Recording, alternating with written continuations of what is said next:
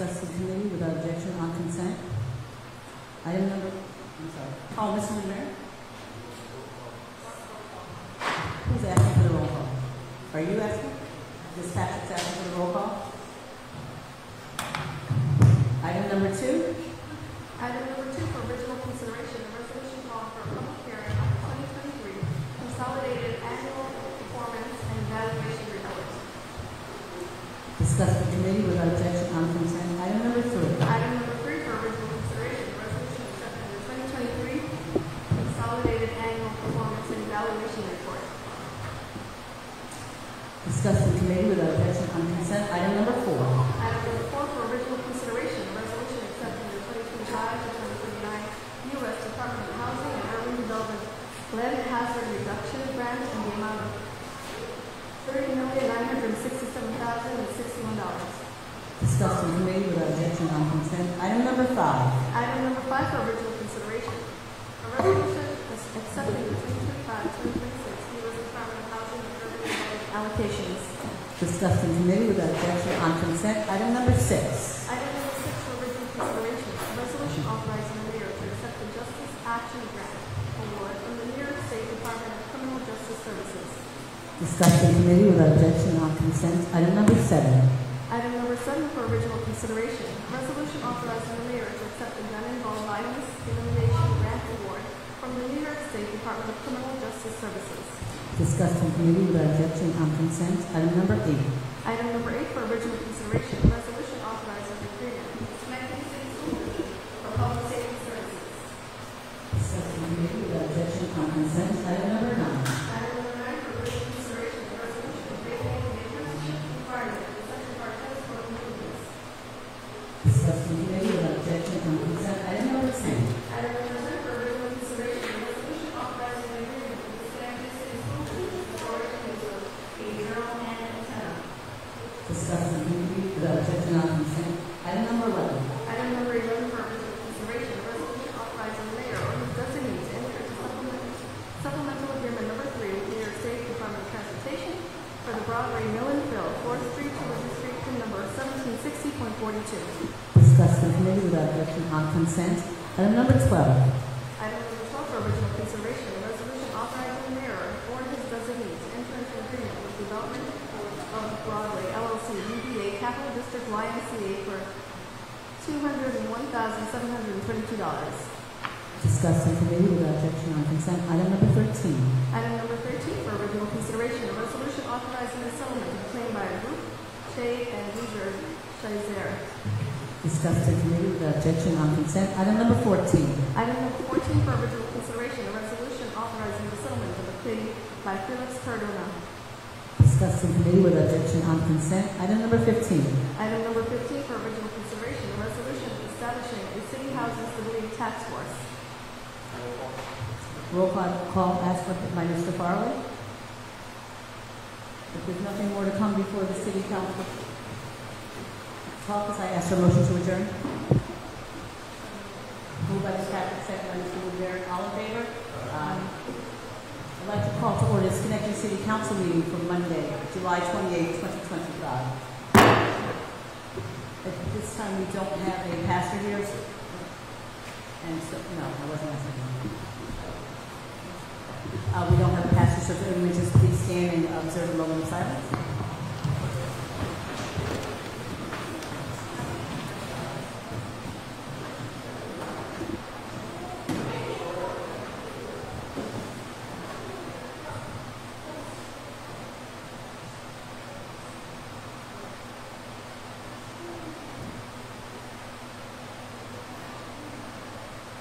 Thank you. And at this time, I'd like to call on Brendan Savage to lead us in the Pledge of Allegiance.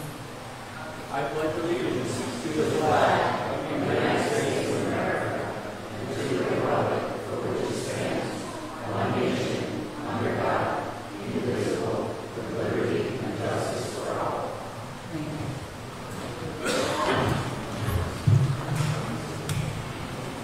Mr. Clerk, please call the roll. Mr. Toro? Mr. Farley? Here. Mr. Mancini? Here. Mr. Woodbury? Present. Ms. Patrick? Here. Mr. Williams? Present. Ms. Porter? here. I ask for approval of the minutes of July 14, 2025. Moved by Mr. Rivera. Second by Mr. Farley. All those in favor? If the clerk would please read the communications and petitions. Communications presented to the City Council for Monday, July 28, 2025. Under official from Mayor McCarthy, a list of appointments dated July 28, 2025. Under general from Chris Morris, an email stating that Schenectady landlords influencing change opposes the good cause eviction legislation and is in support of Councilman Mancini's City Housing Task Force. From Harley Andrus, an email stating that Schenectady landlords influencing change opposes the good cause eviction legislation and is in support of Councilman Mancini's City Housing Task Force. From Michael De Lorenzo, an email stating that Schenectady landlords influencing change opposes the good cause eviction legislation and is in support of Councilman Mancini's City Housing Task Force. From Earl Hawk, an email stating that Schenectady landlords influencing change opposes the good cause eviction legislation and is in support of Councilman Mancini's City Housing Task Force. From Mary Goodrich, an email stating that Schenectady landlords influencing change opposes the good cause eviction legislation and is in support of Councilman Mancini's City Housing Task Force. From Andrew Chalkley, an email stating that Schenectady landlords influencing change opposes the good cause eviction legislation and is in support of Councilman Mancini's City Housing Task Force. From David Giacalone, an email and letter addressing the drive-through operation of Starbucks on Erie Boulevard. Under petitions, there were none. Thank you. I'd like to call on council members to provide any committee reports. Ms. Patrick?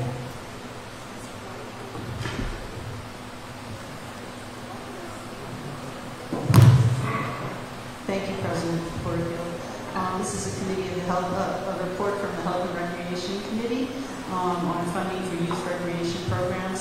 The committee met on July 7th, 2025, and received an update from Parks Director William Zecca on the city's summer youth programs, including staffing, attendance, and challenges at park sites and the municipal pool.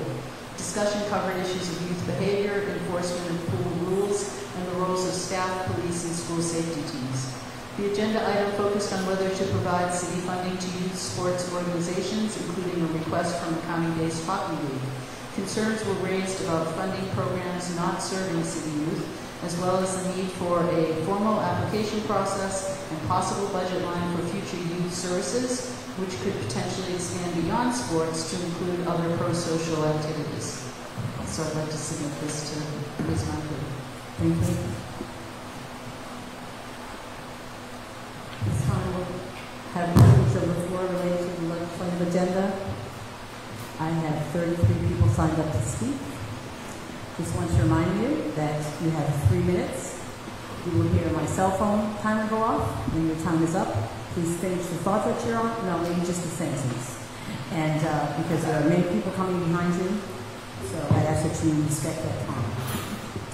The first person signed up is Tom Kennedy.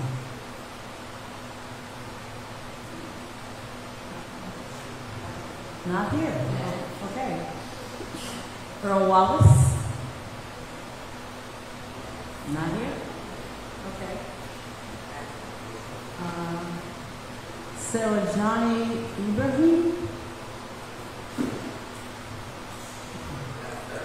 Chris Morris?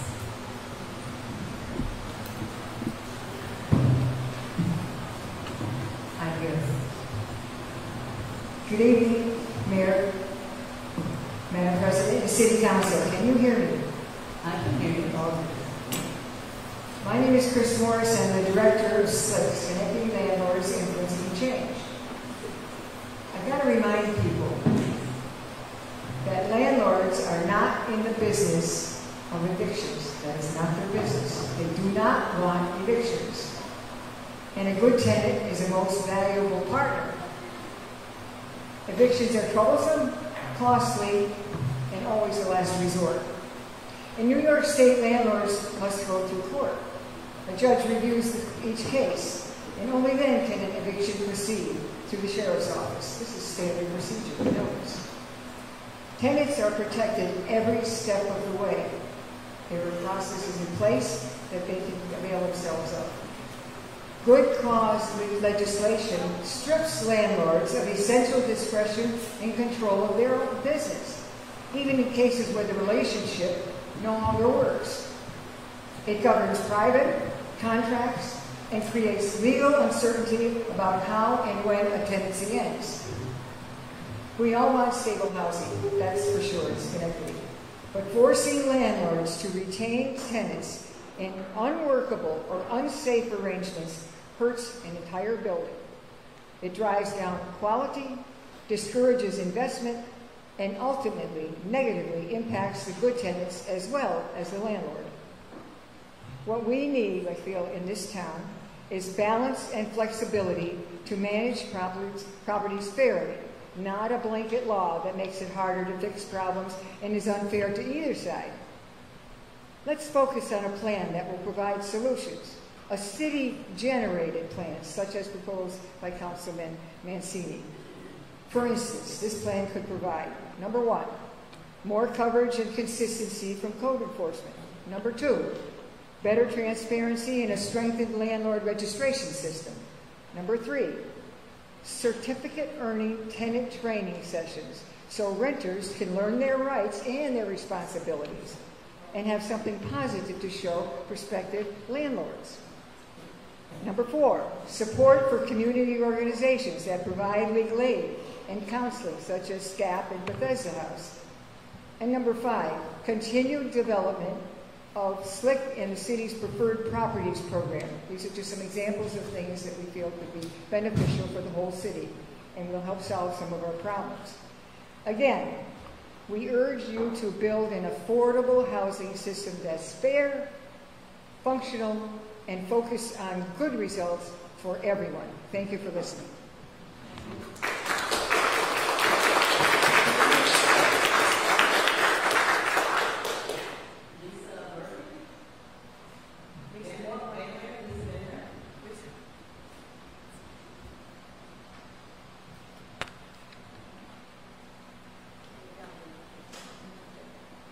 Can you hear me? No. Can you hear me? Yes. Okay. I'm Lisa Benware, and I have an owner-occupied two-family. I'm on the board of the Capital District Association of Rental Property Owners and also a member of SLIC. My day job was banking, specifically income property lending. It's a fact that one or a handful of individual small properties is not profitable. So why become a small landlord? Small landlords are do-it-yourselfers with energy. Benefits are depreciation against the tax bill and appreciation of the building. They do this by leveraging their savings and their building along with sweat equity. But financial risks are great for an individual. Since COVID and a couple years free rent, tenants feel newly entitled. So when forced to pay, they feel empowered to trash a unit on the way out in disdain. So in addition to black mold in the bathroom tile repairs, one can expect broken cabinets, kicked-in walls, things more disgusting to describe, as well as possible frozen pipes. Since landlords' recourse to recover costs is usually uncollectible judgment, this is an effective way to disdain the landlord and his hard-won equity. Good cause requiring legal court eviction to non-renew a problem tenant. Exercising his feelings of empowerment will further add legal costs to months of rent loss restoring a unit and require even higher rises in rent to break even. It's interesting that newer and larger properties are not subject to good cause and its rent control, while small landlords investing in individual old buildings can lose those properties at the whims of a tenant. In these days of housing shortage, I know members who are selling or turning their properties over to the bank, sometimes involuntarily. Big corporations are always buying, and when they own all the properties.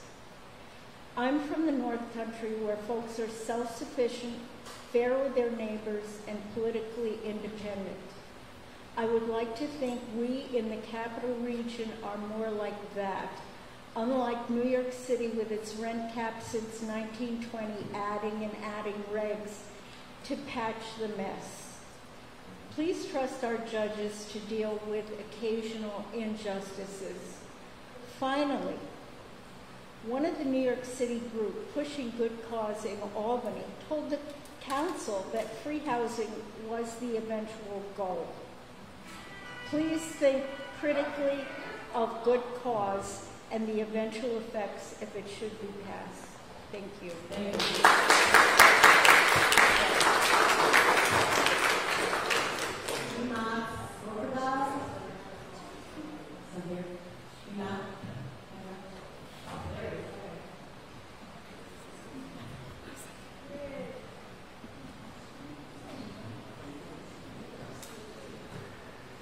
Good evening. My name is Heman Takardale, and I've been a...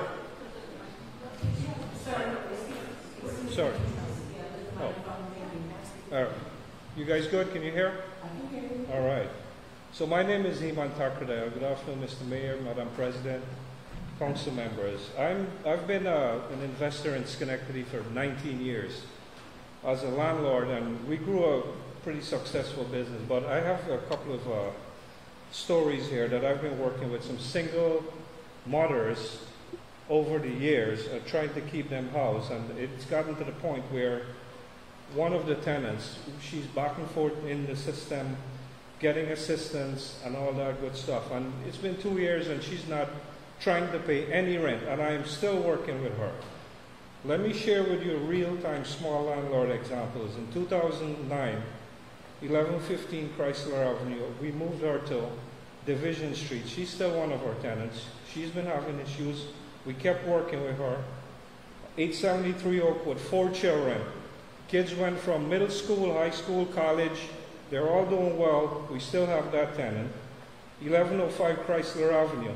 She's the problem tenant that we're still trying to work with. So being a small landlord, we are not here to evict anybody, crucify them. We're here to help and try to make this community better. Thank you.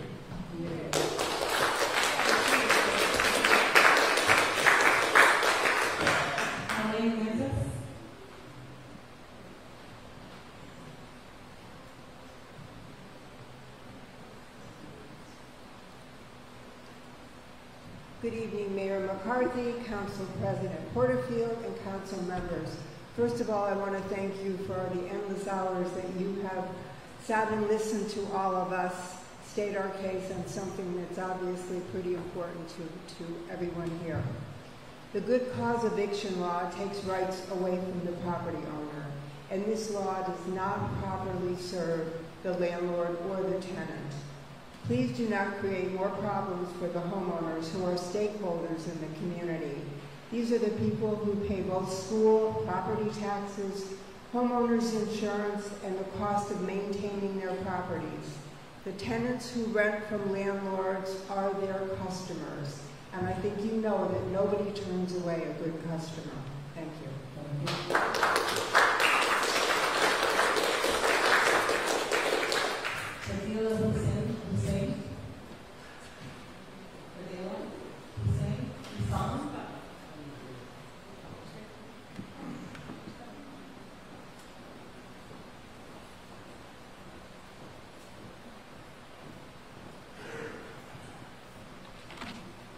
Good evening. Good evening. Better? My name is Fadila Hussein. I'm a small landlord in the city of Schenectady. And on behalf of landlords, I would like to address two matters: affordable housing and good cause eviction. For landlords, the cost of doing business in Schenectady is causing increased hardship on us. All the houses in Schenectady are over 100 years old and is more expensive to repair and maintain. Example, I just did a roof replacement which cost $15,000. This will take me about 2.5 years to break even. A roof repair is about $500 to $5,000. I replaced a main sewer line which cost me $9,000 because the connection was across the street. This was on Albany Street. We also have to do repairs on appliances, hot water tanks, furnaces, and damage caused by tenants include redo kitchen, which cost me $9,000. Other repairs include windows, repair bathrooms, floors, doors, stairs, indoor and outdoor, clock toilets, fixing holes in walls, painting. Building materials went up 30%, and so does the cost of labor. Expenses caused by the tenants are like exterminating of roaches, mice, bed bugs, fleas. Costs range from $500 to $2,000. The disruption by tenants are outrageous. Then codes added another hardship on us. We pay for garbage in the taxes. Now we have to dispose of tenants' household garbage, like furniture, mattresses, bikes, etc. They don't pay for the stickers, so we don't know when they put out these items, so we are slapped with violations by codes. We also get violations for tenants leaving garbage cans on the porch or garbage out on a non-garbage day. Codes increase their violation caused by 50%. Additional costs we face is taxes and insurance.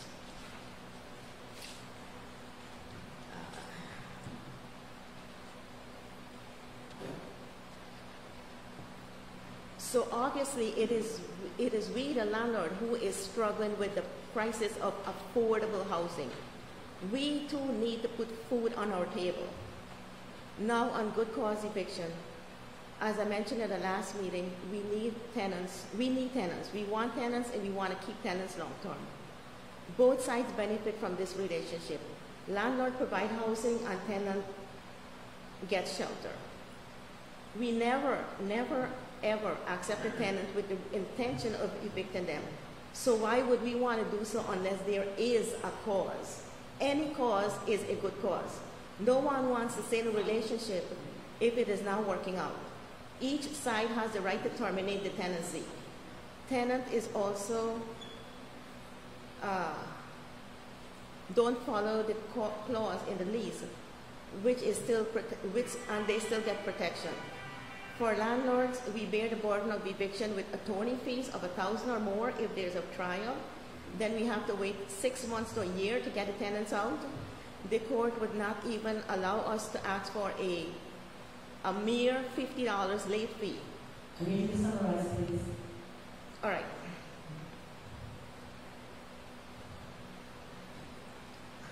And during all this time, the tenant gets to stay for free. The sheriff costs also went up. We are constantly bombarded with regulation that squeezes out of making decisions for our business. What is the city doing for us? A taxpaying citizen. We want you to allow us to manage our rentals as we deem fit. And a side note, there is no benefit in good cause eviction. I vote no to good cause. Thank you.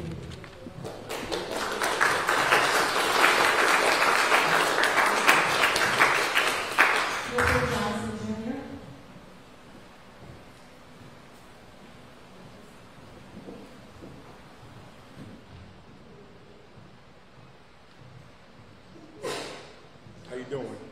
I'm Clifford Johnson Jr. from Schenectady, New York. I'm Clifford Johnson Jr. from Schenectady, New York, from Strong Street. I moved to Amsterdam because of a landlord out here, moved out there, was out there for 6 months with no water, nothing. They moved us back over here to Schenectady. I've been here for 4 months. They harassed me, my windows are broken in my house. I can't use the basement to turn on my electricity that goes off in the room, and the refrigerator goes off, and I still pay the money, and I'm on a fixed income. I don't get public assistance or nothing, and I can't even park in my driveway because she lives 4 blocks away and she doesn't know when she comes. This is a problem with Schenectady. I've been in Schenectady all my life, and they had good landlords. I'm from Strong Street. I'm 57. But now, it's just like, we can't get nothing done. And if you can't pay in that month, she changed the lease three times, and I've been there 4 months. Now, I don't understand where they do that at, but it shouldn't be going on in Schenectady. Thank you. Thank you.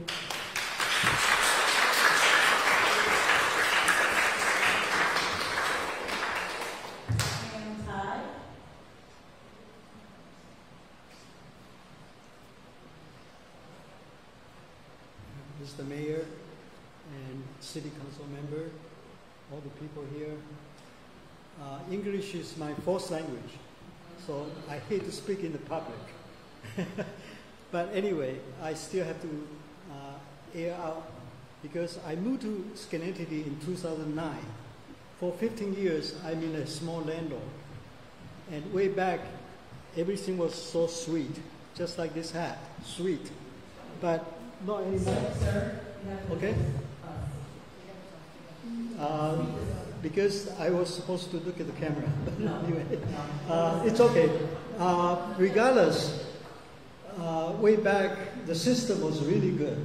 But all the law keep on changing, whether from the legislation in New York State the government, it's difficult to survive as a landlord.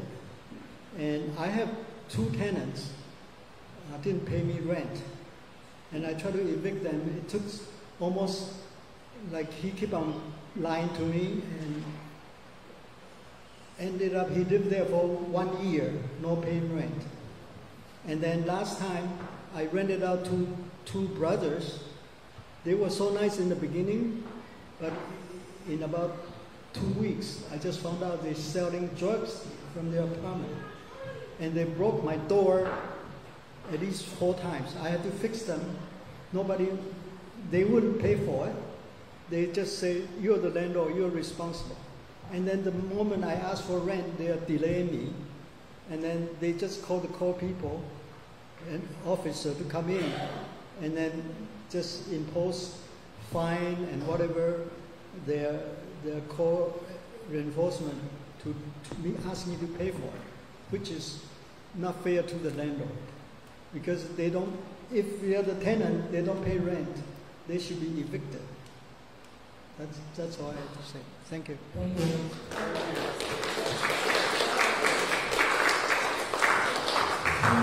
Steve Markham.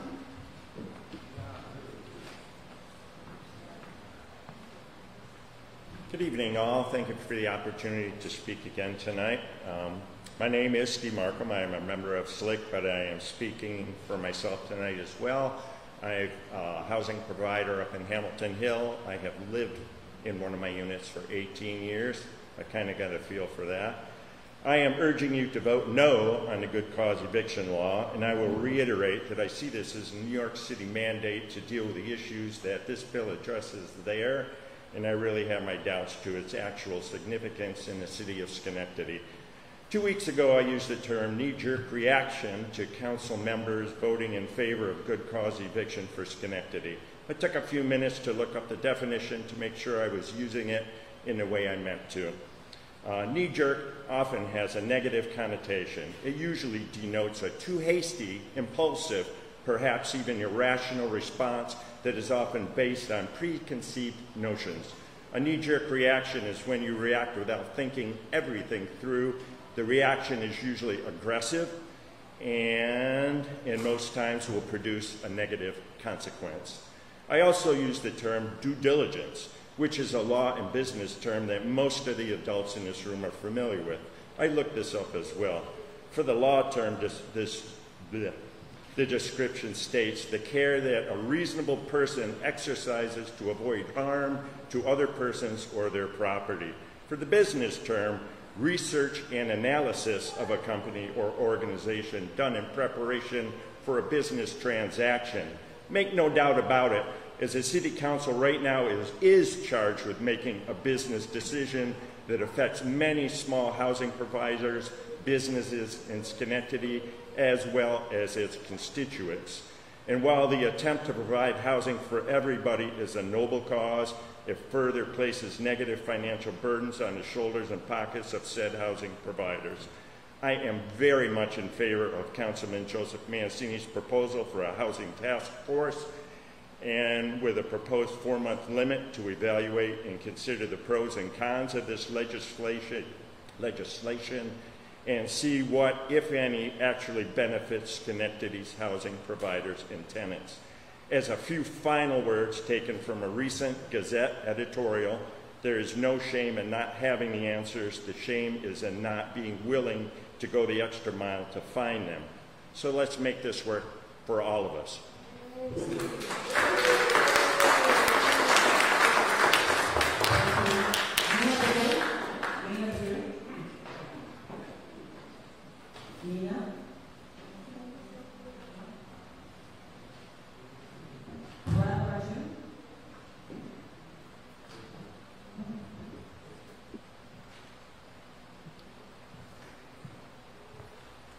Mr. Mayor, Madam President, council members, I couldn't find this place. I haven't been here so long.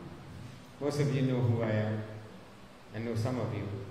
Anyway, I've been living in Schenectady now for 19 years.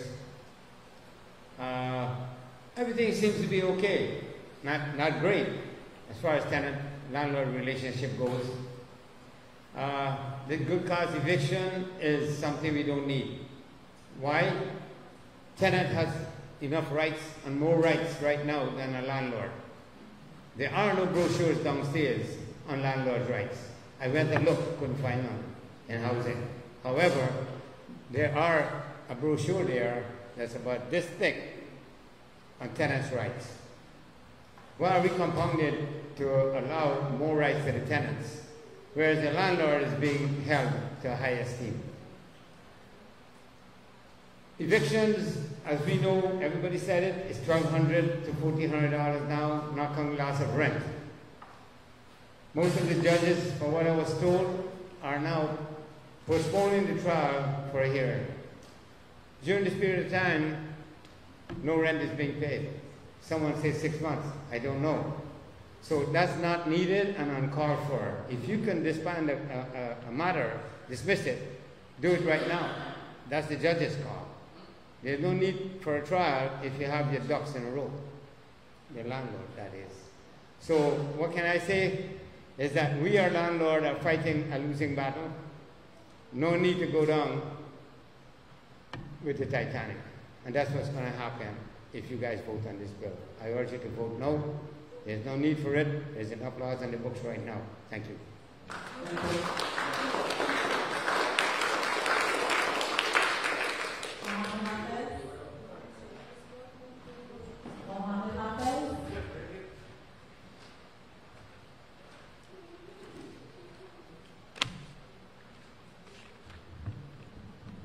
Good evening, Mr. Mayor, City Council Member, Council President.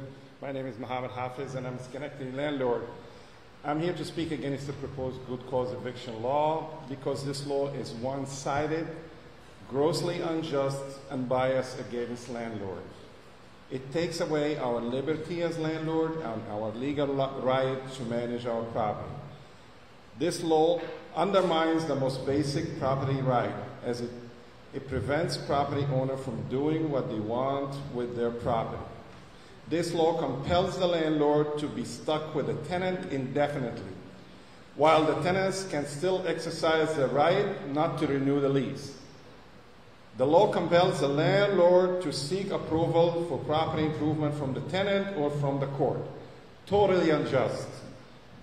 This law turned the landlord's intention of filing an eviction into a factual issue, turning every eviction case into a trial, clogging up the court system and wasting taxpayers' money and time. The rent cap proposal will discourage capital improvement and any new development in Schenectady. The housing stock will decline rapidly, and I promise you rent will increase if you pass this law.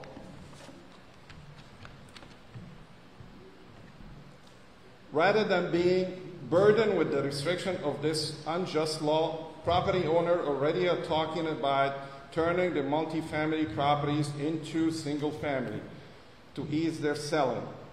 We will all be hurt by this misguided regulation of the rental business. It has been worse every time the government intervened in the past regulating the rental business. This law is biased against landlord, and landlord will fight it. Landlord will fight back. Landlord will require higher credit scores. They will raise the rent. They will leave the apartment vacant. They will convert multi-unit housing into single families. While it may appear to be helping tenants, this law will just make finding affordable apartment a lot harder for tenants. Please do not vote for the good cause eviction in Schenectady. Thank you.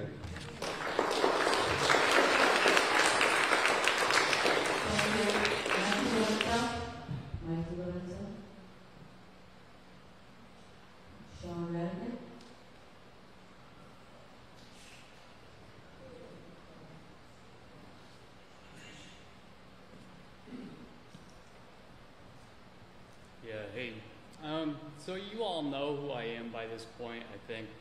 I've been here since April talking about this. I want the people of Schenectady to have stable housing, and I think that good cause eviction is a step in that direction. I'm not a paid activist. I live here in the city of Schenectady, and I just care deeply about improving the fabric of our community by providing for the material conditions of our people. We didn't bring good cause to Schenectady because it's an election year for council members. It's literally just because we heard about the success in Albany. And I personally am here because I had some time to dedicate to spreading awareness.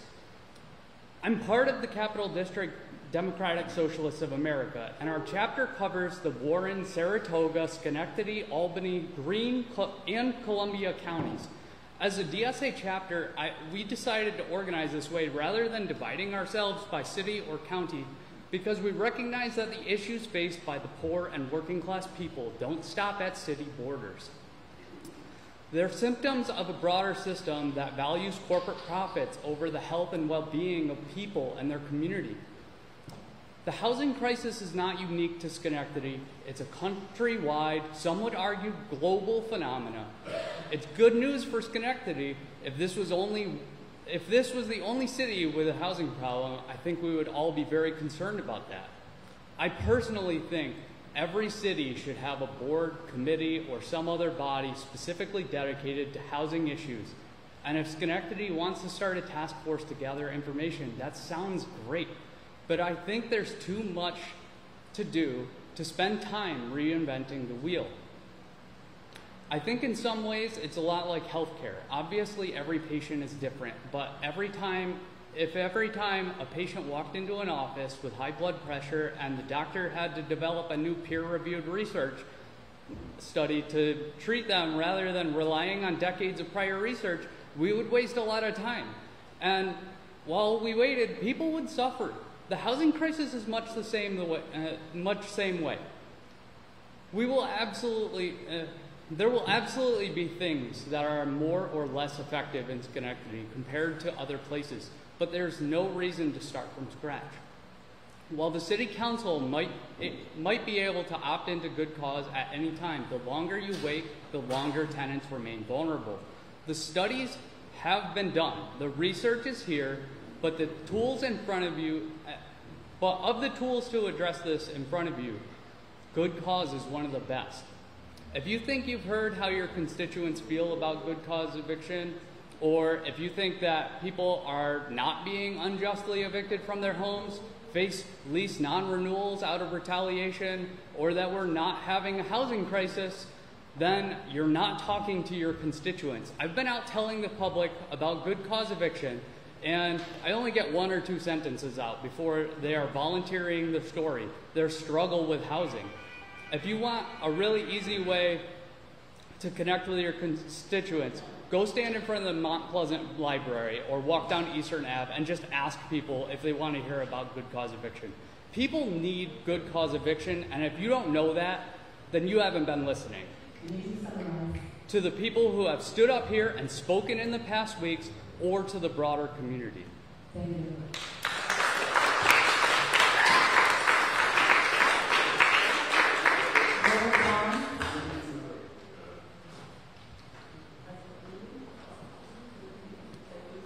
Good evening, City Council, Mr. Mayor, Mrs. Washington, Madam President. You all know my story. I've told it many times. I am afraid of retaliation against my landlord. He has threatened me to not renew my lease next year just because I'm a troublemaker. That's not a good cause. There's no way in heck that's a good cause.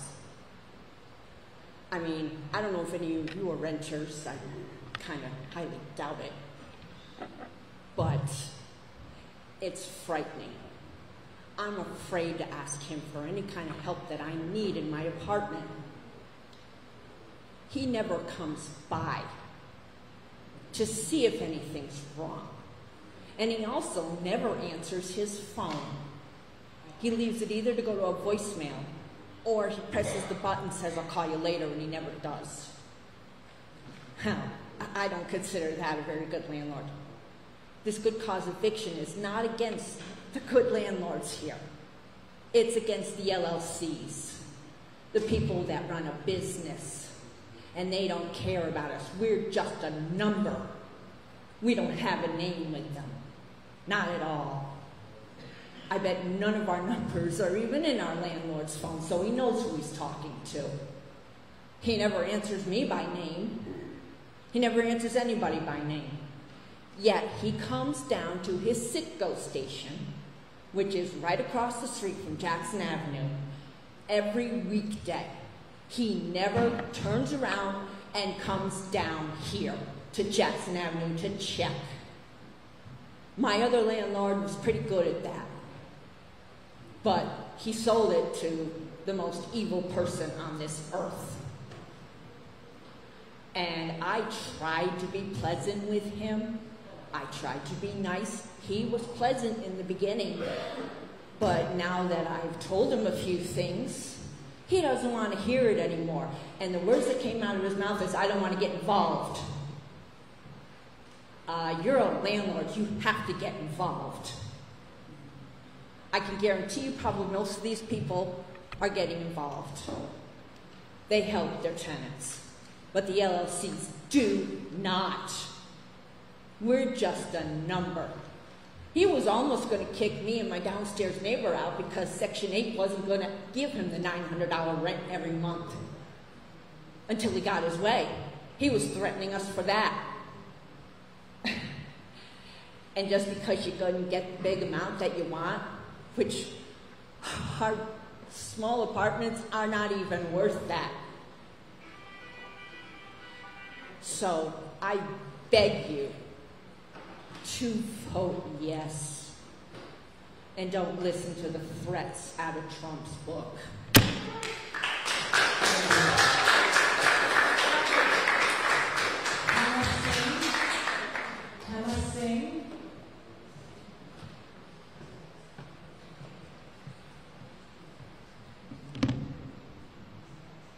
Can you hear me?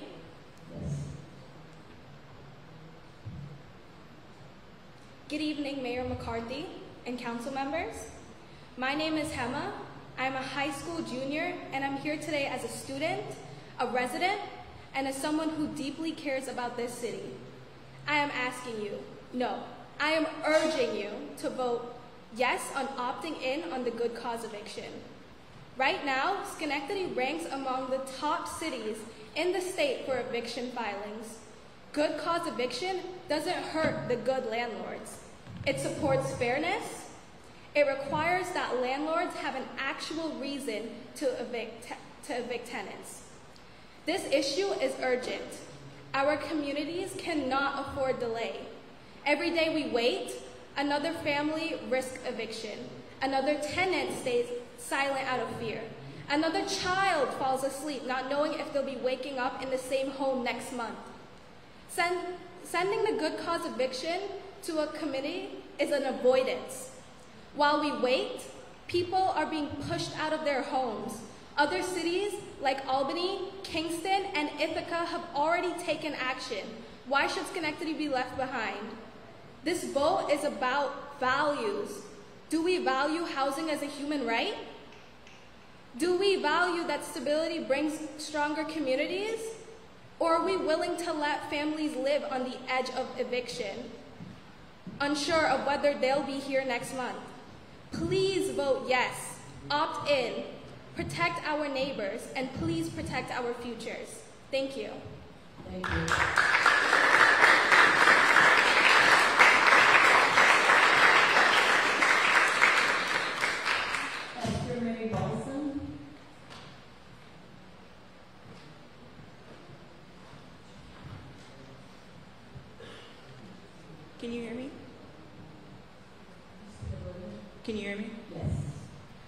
Good evening, council members.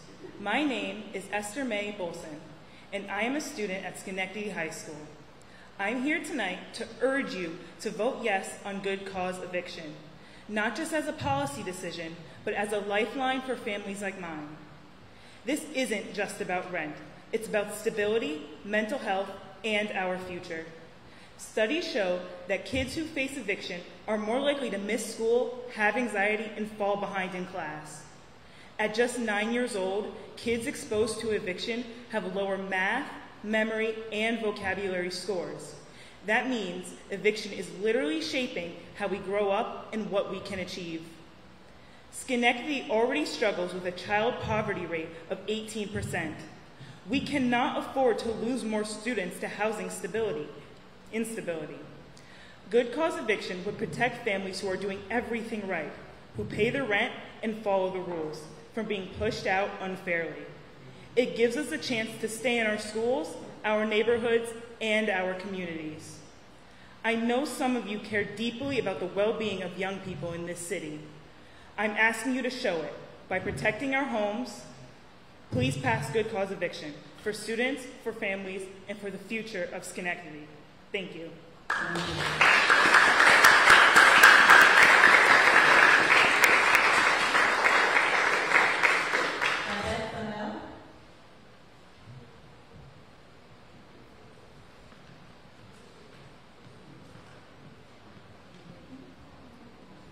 Can you guys hear me? I am a proxy for Ms. Hello, I do have a message from Ms. Foma. Please listen. Hi, my name is Babette Femel. I'm a tenured professor teaching at Schenectady Community College. So I'm mentioning that because I make a pretty good salary. About 2 years ago, my rent was raised by $400 in one swoop. And I have to say, it really was a big issue for me. I barely had the money to pay the higher rent. I picked up some additional work, and I turned out to be fine. But I can honestly not imagine how a person with less job security than I have would have dealt with a situation like that. And I also don't think it is sustainable for a community, for residents to live with like this kind of insecurity where you basically wait every year for the notice if your landlord will raise the rent or not.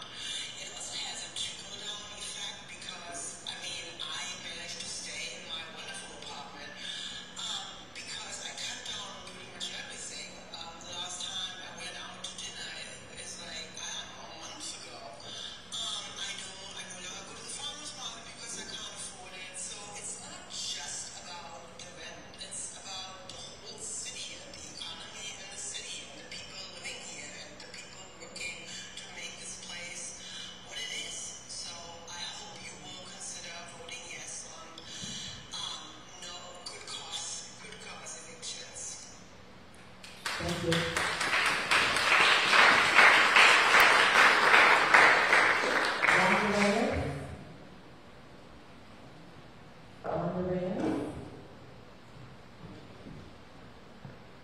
A message from Wanda.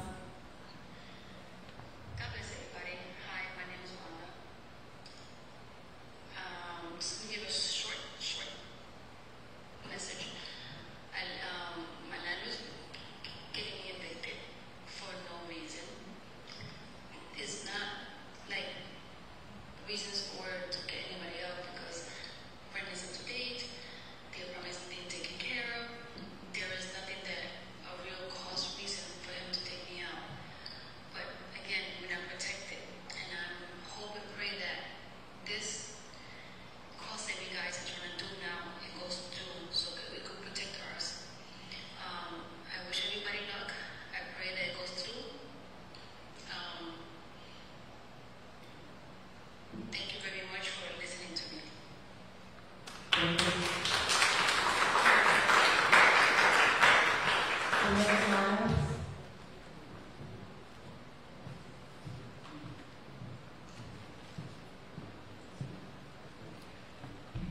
So I find it really interesting because someone had already mentioned about whether or not folks that sit in this room happen to know what's happening out in the city that you say that you serve.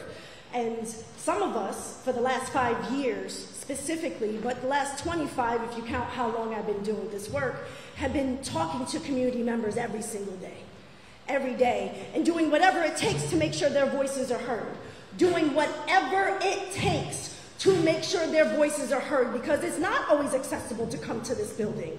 It's not always as easy as sending an email or to come here and sign up, but making sure that you're talking to people and you're listening to their stories and you're getting the facts and the data that already exists, that has been mentioned week after week after week after week after year after year after year after year. But instead we have to contend with fear-mongering that happens to occur, something that the Republican Party is really strong on. But I sit here in a room that is filled with Democrats, or at least that is what I'm told, that I'm sitting here in the room that is full of Democrats. But what I hear from some of the members happens to sound a lot like a Donald Trump, or it happens to sound a lot like the Republican Party.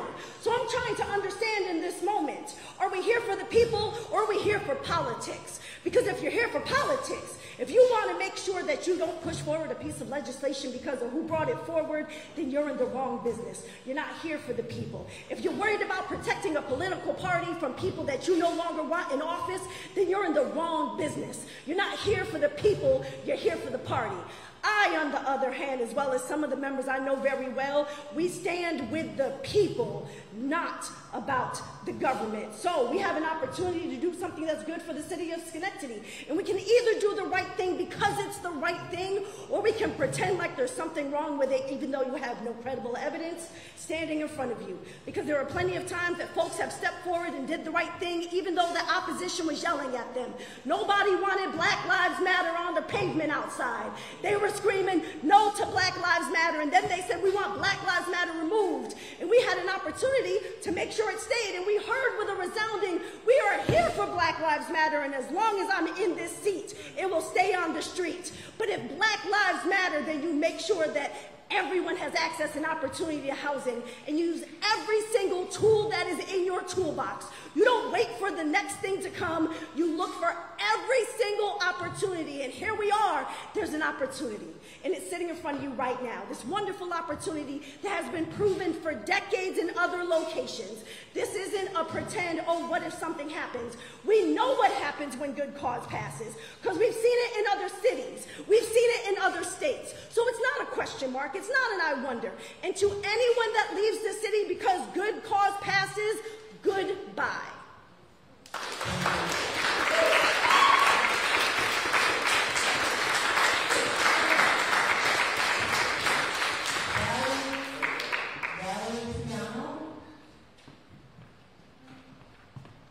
Reading material.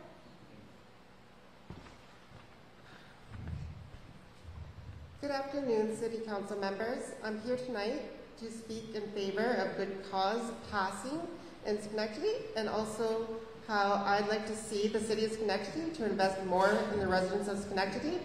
The invested development in downtown Schenectady is very beautiful, from the taxes from Rivers Casino, cannabis dispensaries, and property tax rate increase in Schenectady. However, it's time to start using those taxes to focus on fixing the infrastructure of the Schenectady neighborhoods outside of downtown Schenectady in the Stockade area. Everything looks run down. The roads need to be fixed, buildings need work done, and tons of homeless folks. It's time to stop only focusing on the gentrification of downtown Schenectady to attract tourists and start investing our taxes in improving the lives of Schenectady residents who live outside of the downtown Schenectady and Stockade area. Data from the census reporter reflects that the poverty rate in Schenectady was 18.9% as of 2023, and the median household income is $55,465. I'd love to see our taxes invested in people over profits, uplifting our impoverished communities, helping the homeless permanently off the streets, not just temporarily or in jails, uniting all the classes through solidarity and class consciousness. I'd also like to speak on my disappointment with the City Council July 14th. for voting no on a public hearing for a good cause. The no vote clearly told me that those of you who voted no do not care about hearing the voices of your constituents who you serve and voted you into your current positions. I've noticed from my observation on the Schenectady City Council voting track records don't align very well with Jesus' teachings. Jesus' teachings are centered around loving your neighbor, feeding the hungry, helping those in need, and that wealth is a spiritual obstacle by teaching that it's easier for a camel to go through the eye of a needle than for a rich man to enter the kingdom of heaven. The Bible's model is of stewardship, not greed. Landlords should see their role as serving people, not just profiting from them. So I leave you to reflect on, do you run a city of Schenectady based on Jesus' teachings of radical compassion, or are you a hypocrite? If you're wondering why I'm bringing this up at City Council meeting when there's supposed to be separation of church and state, I'd like to remind y'all that you start every City Council meeting with a Christian prayer for wisdom as you make your decisions, excluding tonight's meeting, of course. I wrote this on Friday night, sorry. So please vote yes on good cause eviction law, and thank you very much for your time for listening to me.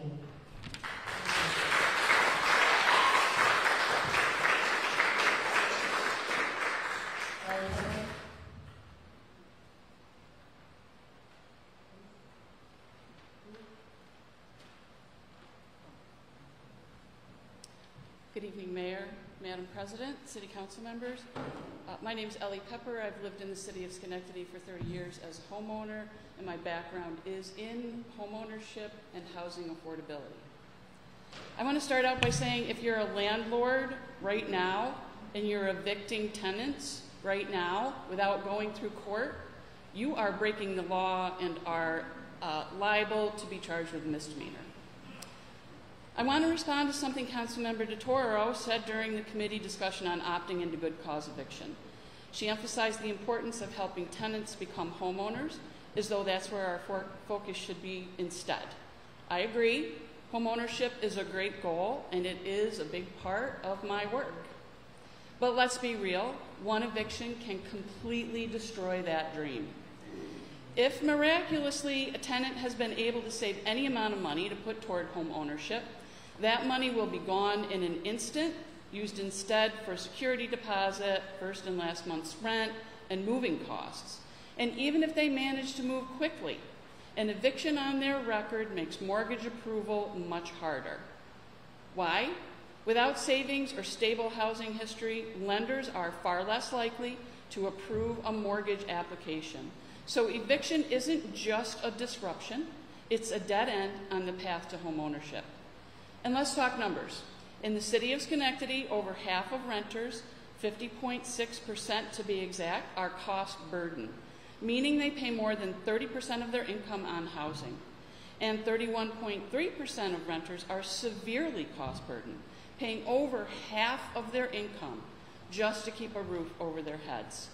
When people are spending that much on rent, how can they possibly build credit? How do they save? It's not that they don't want to own a home, it's that the system is designed to keep them from ever getting close. If you really want to support tenant home ownership, the first step is keeping them stably housed. Opting into good cause gives tenants a fair shot. It protects against unjust evictions and gives renters the stability they need to build towards home ownership. Over the last several weeks, you've heard from landlords and tenants. Some of you have said you want proof of retaliatory or illegal evictions. But I haven't heard any of you ask for proof when landlords talk about so-called bad tenants and incredible costs to maintain their property. Why are tenants expected to prove everything while landlords are believed without question? Good cause is not the end-all solution, but it is a necessary piece of the housing puzzle alongside landlord support, code enforcement, affordability efforts, and development incentives. Without it, renters remain the most vulnerable link in the housing system, and if you are serious about homeownership and housing stability, opting into good cause is the action you can take right now. Thank you.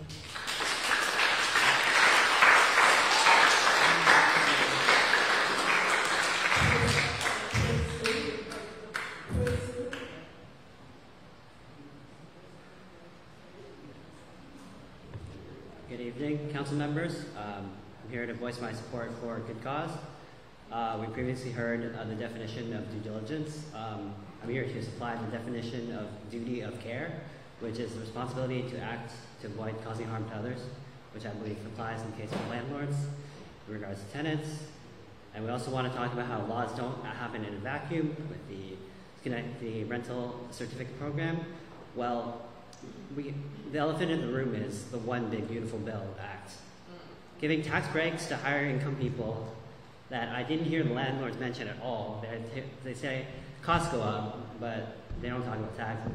SALT deduction increases, while also kicking millions of people off Medicaid, Medicare, and Section 8 housing. So these all benefit landlords while letting the bottom fall out on our tenants and society and families.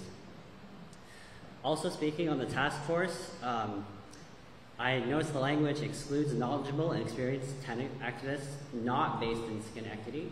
So I believe it should be expanded to Capital Region because it's very close and we're all a big community here. And also, if I lived outside the US and I had own land here in Schenectady, I would be giving a seat at the table in this task force. Well, I feel like that's kind of weird, but also the results 120 days from now or when it's passed, I feel like, isn't that after the election? Are you guys just trying to hide from your electorate? I don't know. Thanks. Have a good evening.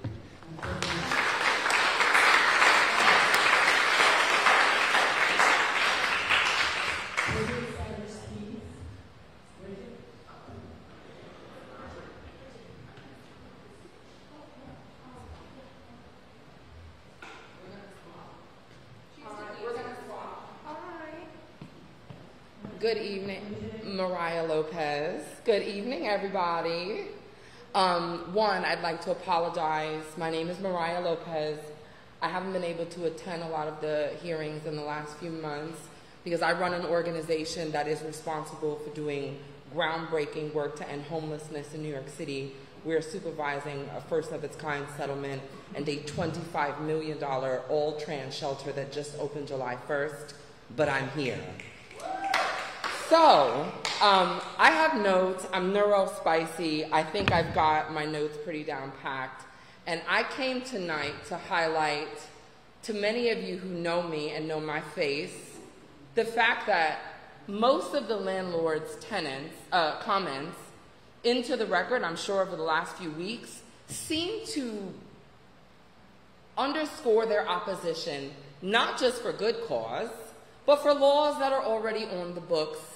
Right before I moved to Schenectady, and I am absolutely going to go over about a minute, I timed it, but it is necessary to point out, I haven't done it yet, so please don't interrupt me. That'd be a violation of my First Amendment rights. My story is indicative of many people, but I have had extraordinary luck in navigating the landlord-tenant court system here because I have legal skills that most do not. But most of you have watched me, hi Brendan, Your Honor, counsel, navigate the legal system here in ways that most tenants will not. So I will, as a trans woman of color running the oldest trans rights organization in the country, go over a minute. But most landlords here have cited two things. They don't like due process, they don't like due process, they don't like due process. When I moved here in 2019, I was leaving a life of chronic homelessness in New York City, having sued New York City DHS, you can look that up. But I depended on Schenectady, and ironically, these courts and these judges, who I trust, when you empower them, to uphold the rights of tenants, including myself.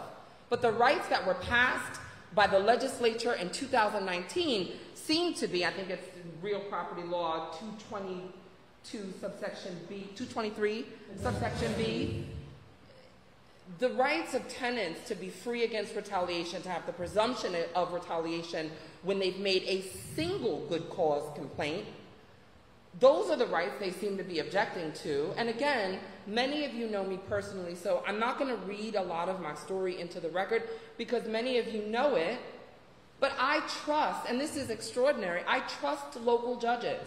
So ironically, in spite of what they are saying, the issue is not a burdensome legal system. These people can vote in statewide elections to repeal the amendments made to the real property law before the pandemic.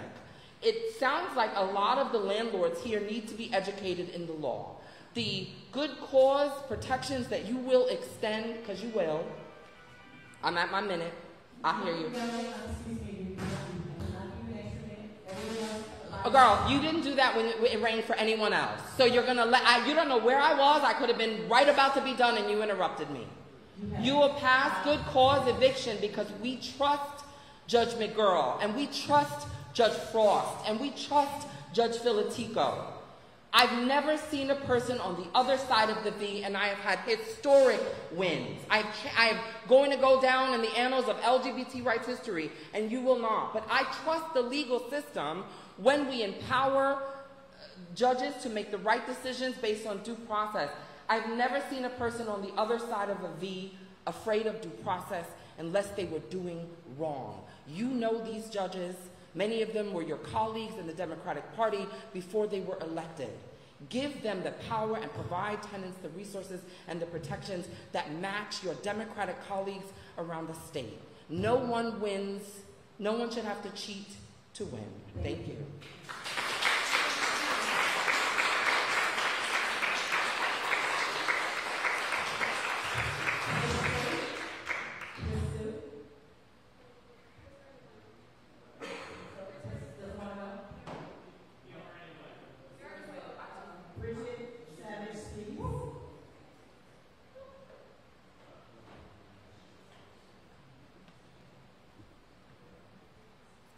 Hi, my name is Bridget Savage-Spies. I have to say I'm rather disappointed in the council's decision to vote against holding a public hearing on this issue.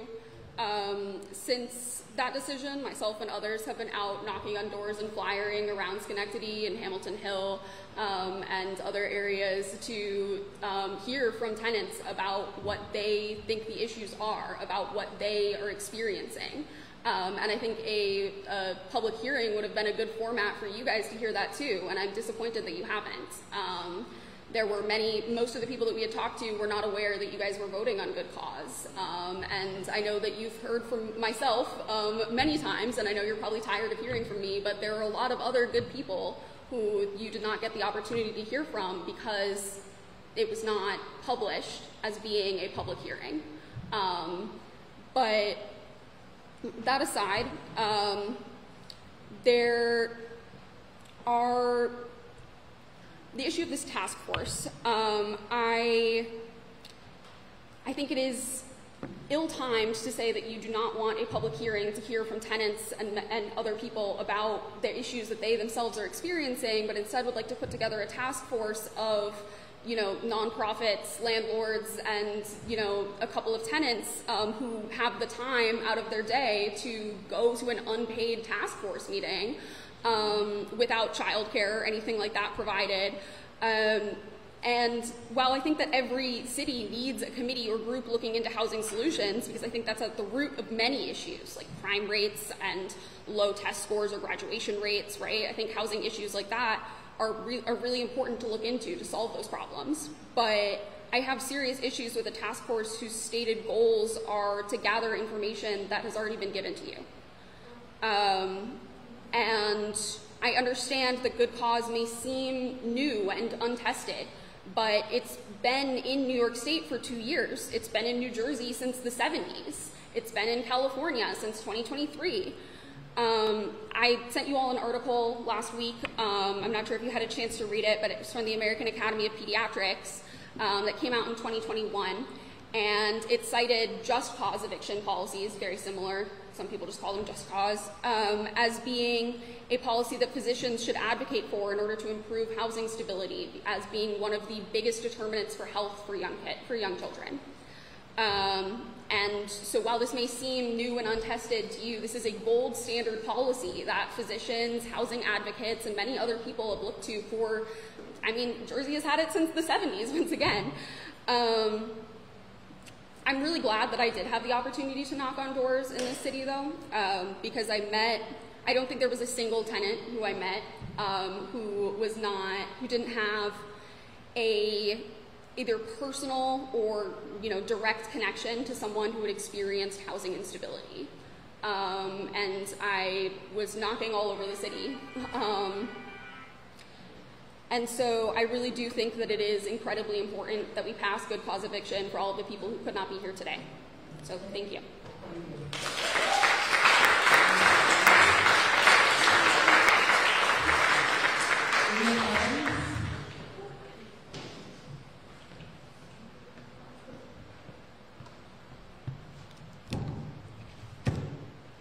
Good evening. Can you hear me? Yes. All right. Thank you all so much for your time. My name's Ian Evans. I am a civil servant who works here in the Capital Region. Before I had my current position, over 50% of my income was going to my rent. And I don't think that's fair as somebody who serves local government and just wants to help people. I think that it's just should be our right to be able to have housing. And like everyone on this side has been saying, it's work. This isn't something new. We don't have to reinvent the wheel here.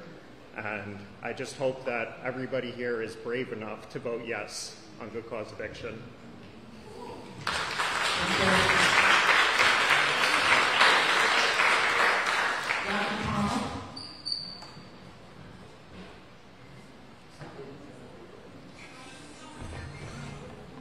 Council members, Mayor, Madam President, I like to listen to the other side, really try to understand them, because I know there's some middle ground. I just had someone come up here and said she's some sort of housing, someone who works in housing, just kind of give a couple lies, saying landlords are performing illegal evictions. I'd like to know what illegal eviction she's talking about. She said that they're paying security plus first month and last month's rent, so three times monthly security to move in. That was made illegal in 2019. She said she's a housing coordinator, someone like very well versed in these things. I don't understand why they have to lie about these things. Again, already long-standing protections for tenants. From my own experience, they're given the benefit of the doubt at every step of the process.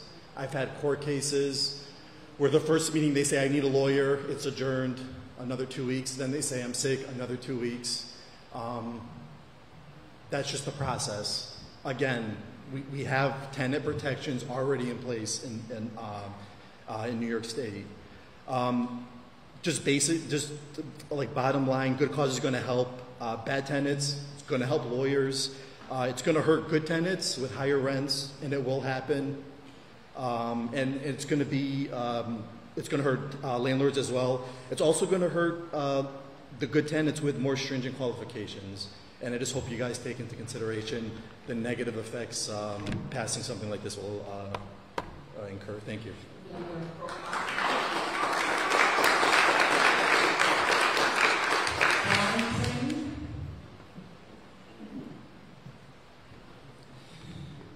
Good evening, Mayor McCarthy and council members. My name is Ryan Train. I'm here to represent a small volunteer organization called the Explorers Guild. We regularly work with people without homes in the capital area, including at the Schenectady Rescue Mission. I thought I'd start trying to understand a critical source of the homelessness problem, which is unfair evictions. I'm going to cite some statistics which will show that housing is unfair in Schenectady. Then I will make the argument that good cause is an opportunity for us to rise together as a community. According to the U.S. Census Bureau, 52% of people in Schenectady who are unhoused or in transitional housing are Black or African American. As of 2023 in November, despite making up only 10.25% of the population. And I think this disparity makes a lot of sense. According to the proceedings of the National Academy of Sciences, Black Americans account for 51.1% of those affected by eviction filings and 43.4% of those evicted. The National Low-Income Housing Coalition found that families with children are twice as likely to be evicted, with the problem being dramatically worse for Black children. Without good cause, landlords don't need to show that they have a good reason to get rid of a tenant. If they already feel that they do, which is a valid feeling, then good cause will not affect them. I think that's okay. given its many stipulations of how to properly evict a tenant, as named good cause. There is an opportunity for Schenectady to be a more stable and fair place to live, so I urge you to pass good cause eviction, and in doing so, make our community more stable, more affordable, and fair. Thank you. Thank you.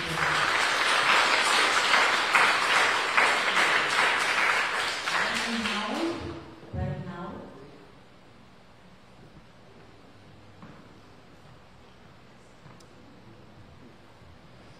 Hello, council members. My name is Brennan Howell. I'm a volunteer organizer with Capital District DSA. In the volunteer work that I do, I have spoken firsthand to countless tenants across the capital region about their living conditions. And no matter where these tenants live, their concerns are overwhelmingly about affordability and stability.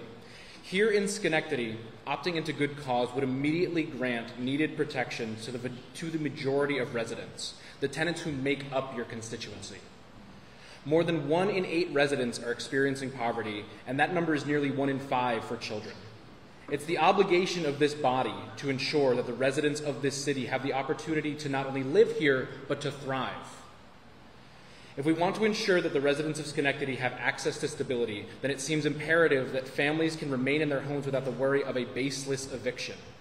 If we look at the municipalities that have passed good cause, landlording has remained a very profitable endeavor. This legislation targets landlords who aren't engaging in their business with tenants in good faith, which according to some of the previous speakers today, they'll have nothing to worry about when this legislation passes. And ultimately, adopting a policy in Schenectady that will protect residents from ways in which they're currently being harmed. A sudden change in housing arrangement might affect a landlord's investment, but it might leave a tenant out on the street.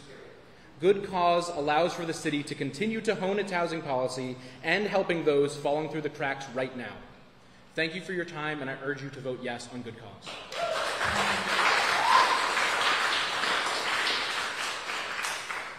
Jackson McCloskey Hall.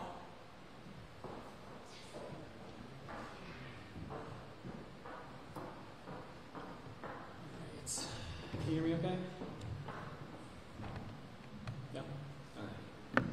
All right. I just want to start by pointing out that some of the folks in this room just had to be schooled on basic human rights by high schoolers. So I just want to appreciate that fact. Not all of you, but some of you. My name's Jackson. I'm a school teacher here in Schenectady, and I'm here as a homeowner and a tenant ally. Councilperson Mancini has suggested that instead of good cause, we establish a task force where we, quote, bring together local stakeholders from the agencies that know these issues best and come up with real solutions for Schenectady, end quote. Now that is a statement designed to sound reasonable, and to many it might. However, agencies are not the ones that risk losing their homes because of slumlords who want to raise rent prices by ridiculously large percentages. The people in this room are here because we know that we need good cause now. We don't need a task force to tell us that our unhoused loved ones need access to housing. We don't need a task force to tell us whether or not it is reasonable for a landlord to charge a 30% rent increase. We don't need a task force to explain to us why our city government has decided to allow people to die in the streets rather than help give them a fairer shot at retaining good housing. In fact, I'd really love to know how many of you here are in imminent danger of losing your home. Please, feel free to raise your hands. Yes, landlords, I'm talking to you. Thought so. So you have the option to observe this from afar. So do I. I'm here to show you that having access to housing security does not grant you the right to play with people's lives. This task force is nothing but a way to appease landlords who can, at worst, get a real job if these rent and eviction protections truly destroy their beloved business of being parasites on our community. We do not need more research to find data that we already possess about an issue that we already understand. I urge everyone on this council to vote no on Councilperson Mancini's Housing Stability Task Force, whatever that means, and vote yes on prohibition of eviction without good cause. Thank you.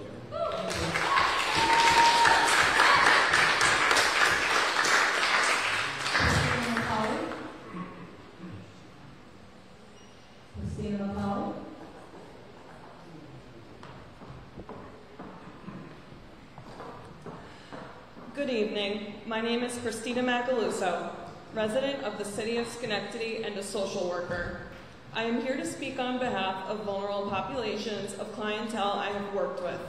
This includes families with young children that are at or below the poverty line, veterans, and adults with severe and persistent mental illness. From these individuals I have worked with, I have learned first-handedly the discriminatory housing practices that occur against individuals related to what are supposed to be protected characteristics defined by the Fair Housing Act. This has led to not only housing distress for individuals in our community, but also mental, physical, and other serious complications related to the social determinants of health. Honest, hardworking people who are doing their best to support themselves and their families when the odds have been made against them because of privileges they have not been gifted with at birth. It is difficult for people to accomplish their goals without housing that allows them to feel safe and secure. When voting on the important issue of good cause eviction, I ask that you please consider the importance of compassion and empathy for renters, especially those with hardships or characteristics we may or may not ourselves have gone through or identify with. Thank you.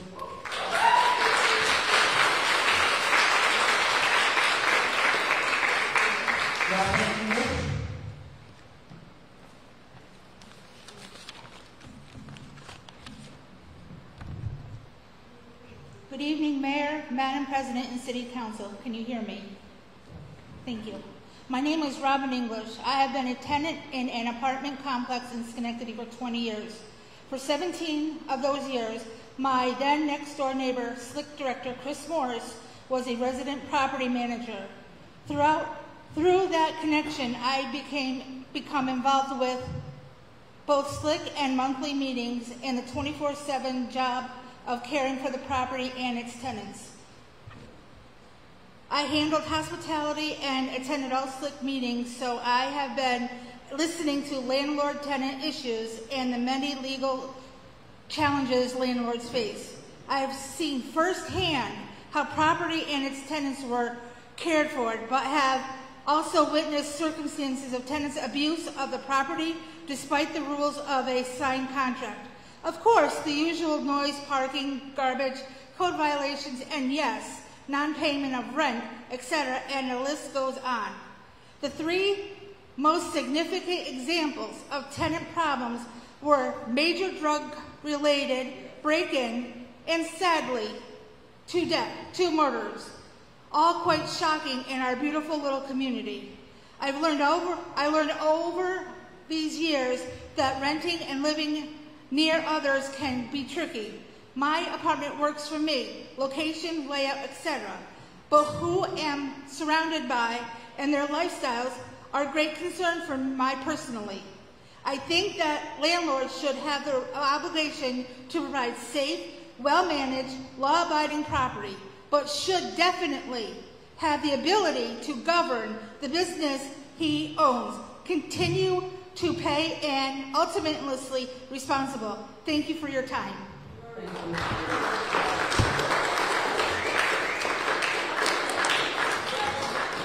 I have no more time to speak, so I declare the public comment on the legislative agenda closed. So at this time, I ask for approval of the legislative consent agenda.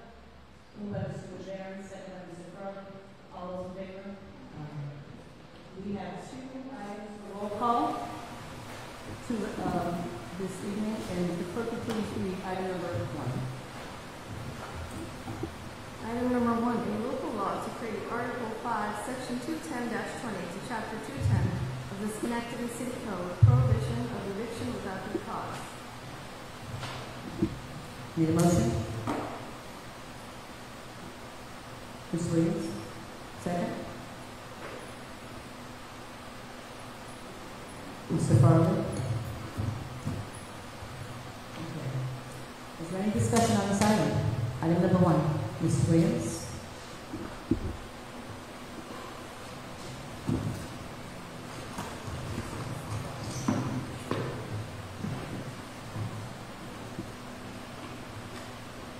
Thank you. As public servants, our ability to lead effectively depends on our understanding of the communities we represent.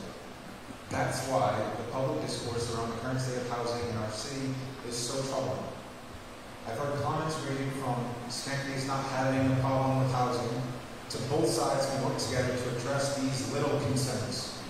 Statements like these dismiss the very real and urgent issues raised by tenants. Skyrocketing rents, prolonged maintenance delays, and uncertainty around lease renewals due to inadequate tenant protections. These are not little concerns. They are the lived realities of residents, and they are exactly why good cause eviction was proposed. It offered a balanced framework, guidelines for landlords, and basic stability for tenants, ensuring that responsible tenants could remain in safe, secure homes. What I have observed from opponents of this measure has been largely emotional rhetoric and broad claims, lacking the substantive, fact-based, or the legislative reasoning to justify their stance. Frankly, I find it deeply disappointing. And now, rather than address these challenges head-on, we are preparing to offload our responsibility to a task force, one whose scope of authority, membership criteria, and governance structure has neither been clearly defined or vetted. This feels less like a commitment to problem solving and more like an effort to mislead and distract our community.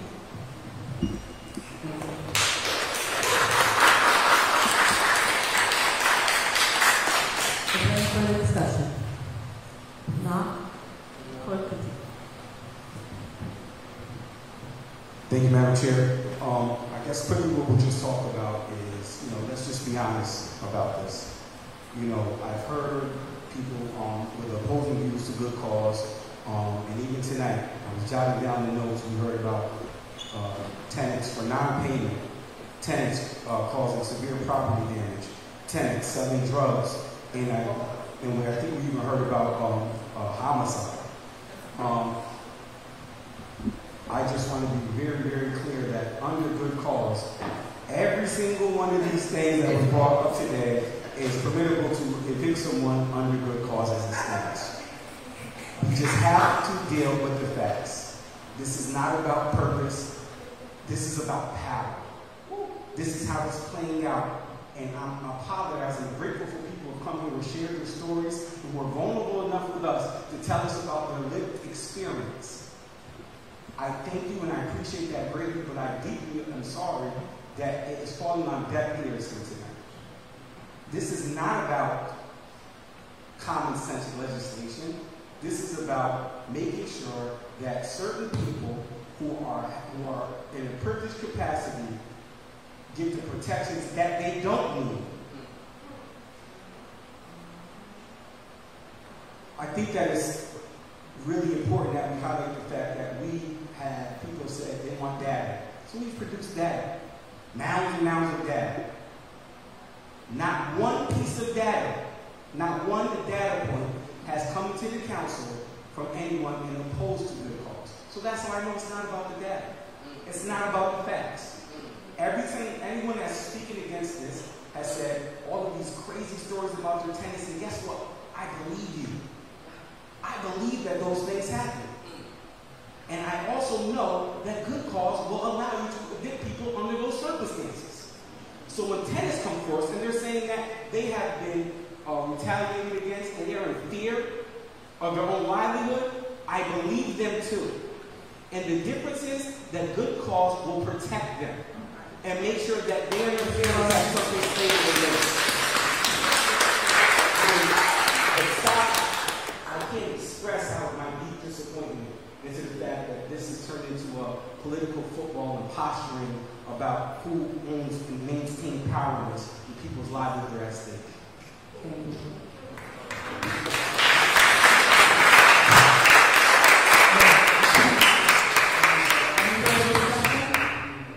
Any further discussion from the council? If not, please call the roll. Mr. Toro? Mr. Farley? Yes. Mr. Mancini? No. Mr. Rivera? No. Ms. Patrick? Mr. Williams? Yes. Ms. Porter? Yes, I'd like to explain our vote. So just so that everyone knows, I took the time to listen to everything that everyone had to say. And beyond that, I took the time to look at the legislation and read it thoroughly. And I've talked to many landlords, spoke to one as up till today, because what we're talking about really, in my opinion, deserves the time and the effort to put into it to make sure that we are fully informed about the position that we're in. And so in terms of that, I do have the information here, and some of it's already been stated, but most landlords have told me that people don't pay the rent. Well, good cause covers that. People have told me they pay a nuisance. They're chronically late on their payments. Good cause covers that. They sell drugs out of their apartment. Good cause covers that. They violate the lease, like moving more people in than the lease says. Good cause covers that. And also, if you want to move someone in from your family, your immediate family, who tells you who, you can ask people to move for that. So many of the things that were brought to me from landlords, because as I said, I took the time to talk to landlords, because I'm not going to look at just one side of this issue. Everything that was brought to me were things that good cause covered. So I don't know if everyone had the opportunity or took the time to do that. So considering all of those things, I think that good cause offers protections for landlords as well as tenants. I spoke to a tenant landlord today who stopped me. He's like, "What is this all about?"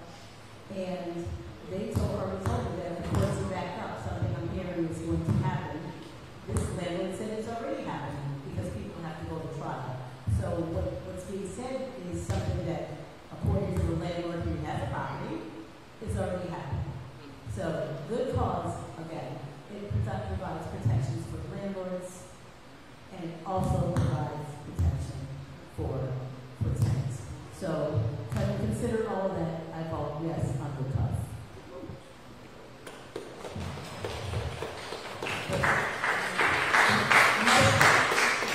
Motion is defeated for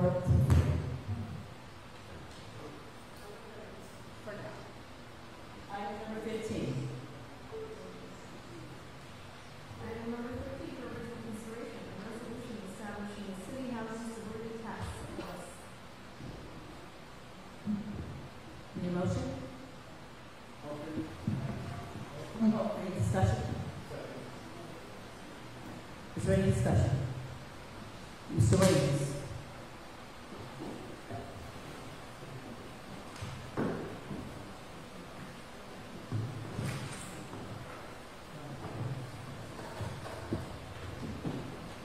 So although I was not present on the housing task force, it leaves me asking myself, what is this really?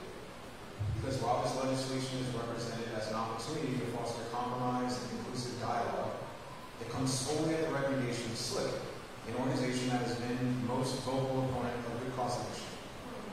What's more concerning is in the lack of any real effort to engage tenant-facing organizations in this process, their voices, the ones closest to the lived struggles of renters, has been noticeably absent from these discussions. I'm troubled by the sudden emphasis on hearing from the community when many of the same members of this council voted down the public forum on a nearly identical issue. Who exactly are we choosing to listen from now? Why are we rushing to prioritize a measure at best requires further diligence, and at worst, duplicates resources that may already exist either within or adjacent to our municipality? These concerns were raised clearly at this year's housing forum, and yet they appear to have gone unaddressed. Improperly assembling a task force without a transparent scope, clear governance, or diverse representation not only risks misrepresenting the needs of our community, but may also create additional barriers to meaningful change. And ultimately, I am firmly opposed to the idea of shifting our legislative responsibilities onto the community. Our constituents entrusted us to gather information, weigh it with care, and make informed decisions on their behalf. Pushing that duty aside is not leadership, it's avoidance. To me, this feels like another failed attempt to do something instead of taking the time to do the right thing.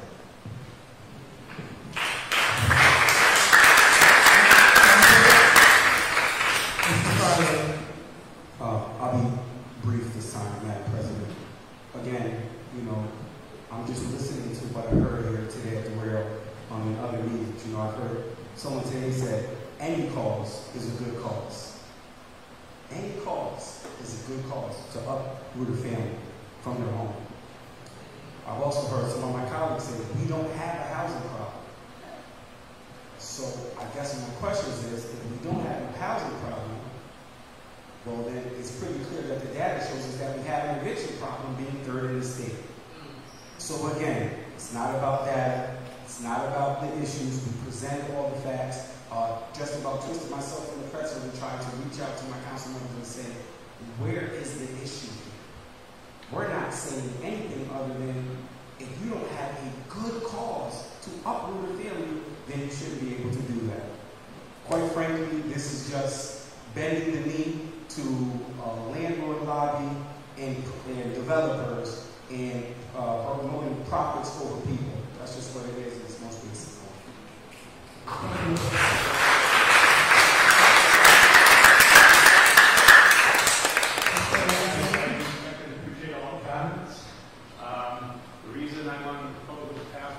you. Obviously. Oh, I have to ask. No, just turn this way. No, you're fine. Come on. So, anyway, the reason for the task force is obviously this is a very polarizing issue. We've heard a lot of input, some kind of interesting, some not. I agree with my fellow councilman Farley. Folks should really evict for no reason at all. I think we need to look at that. I think the responsibility of the landlord is to providing a service that's valuable to the city.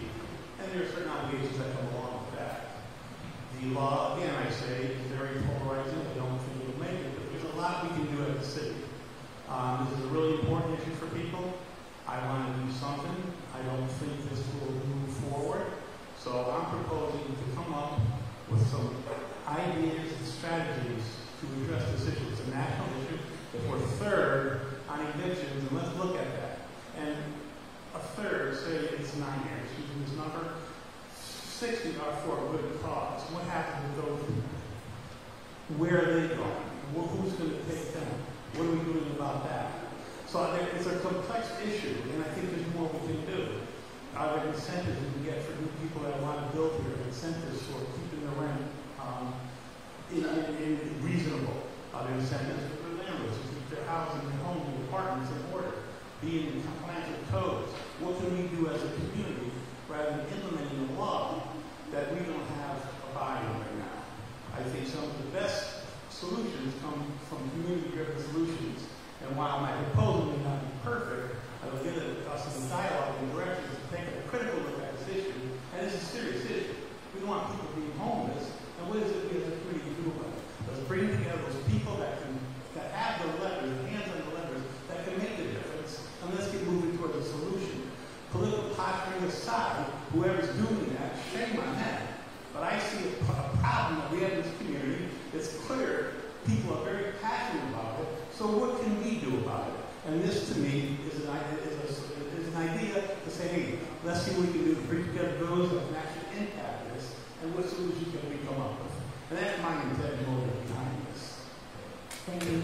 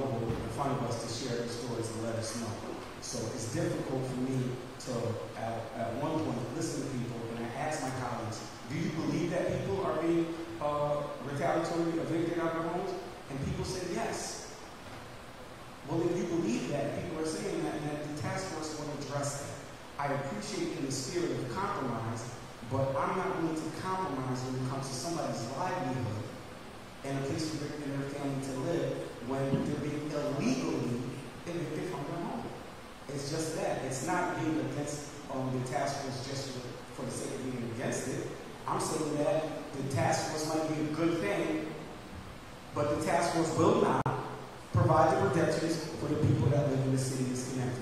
It's just another thing.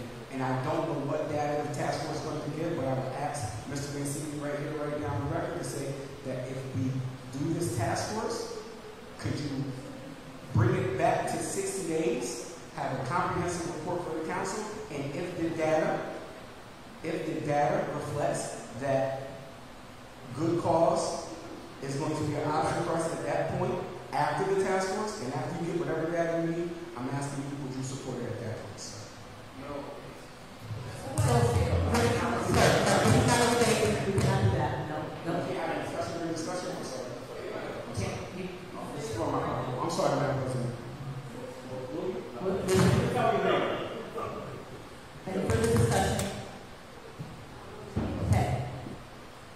If the clerk could please call the roll. Mr. Farley, was that a yes or a no? Mr. Farley? Yeah, that's a no. Mr. Mancini? Yes. Mr. Whitburn? Yes. Ms. Patrick? Yes. Mr. Williams? No. Ms. Porter? Thank you.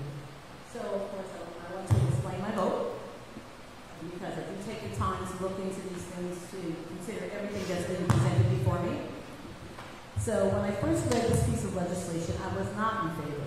However, during our discussions, I saw this as an opportunity to collaborate with a group that has been working on housing issues for several months. Once again, I offer that instead of creating a new initiative, that we partner with that group of self-selected individuals from the community and organizations as well that are doing the work, and build upon the work that was already being done as opposed to creating something new. That was summarily rejected without any specific reasons. One council member did state that since it would have to come back to the city council, it needed to start here. Essentially, the message from the majority of the city council is that we have to select the voices that we listen to. I am committed to listen to all voices, whether I agree or disagree. Therefore, I cannot support legislation which rejects collaborating with a community-driven, already established group of voices in favor of a process that is selected and the voices to be invited to the table. I vote no on this item. The measure passes 4-3. This time we will have papers before regarding city business, and I have 7 people signed up to speak.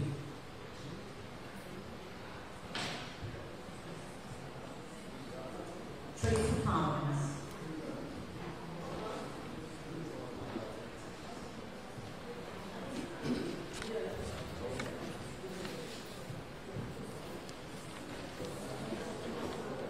This is a picture of a friend of mine installing a guardrail on my lawn. Excuse me. If you would please be quiet, we are still in our meeting. And there'll be no discussion in the audience. Thank you. Okay, I'll start your time again, Mr. Collins.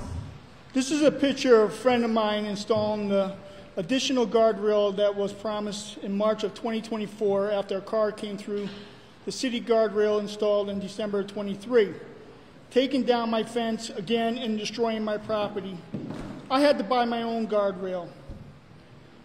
Car coming from the bridge to Albany Street on Kings Road on Saturday morning, one in the correct lane and another in the wrong lane, speeding past the car in the correct lane. My friend and I was on my property excuse me, and needed to quickly react when the car changed lanes to pass the correct car. He was coming right towards us. We didn't know what to do. We both ducked, having some kind of, we didn't know if the driver was having some kind of, was a drunk driver or having some kind of attack, or just sick and tired of the 25 miles an hour speed limit. I yelled to my friend, stay down, and needed to jump back myself. We actually thought we would be badly hurt or even killed. Again, we were in my yard.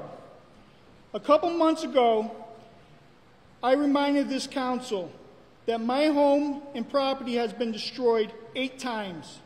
And if another incident happened on my property, in my home, I would sue this city council and anyone involved in the incident, in the conversation, personally and individually. Get ready. You put my family in danger for the last time. Copies of this picture and video have been sent to the mayor, the city engineer, the Gazette, Channel 10, Channel 6, Phil Stack's office, the police department, and a police report was filed. 25 miles an hour, people are still passing people in the double lane. Again, you put my family in danger for the last time in the city.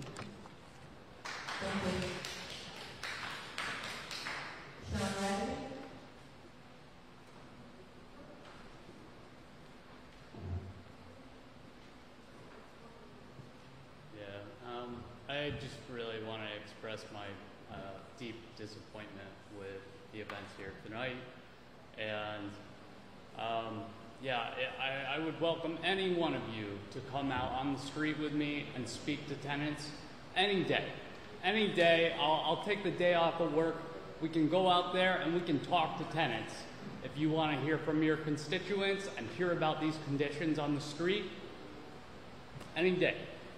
Thank you.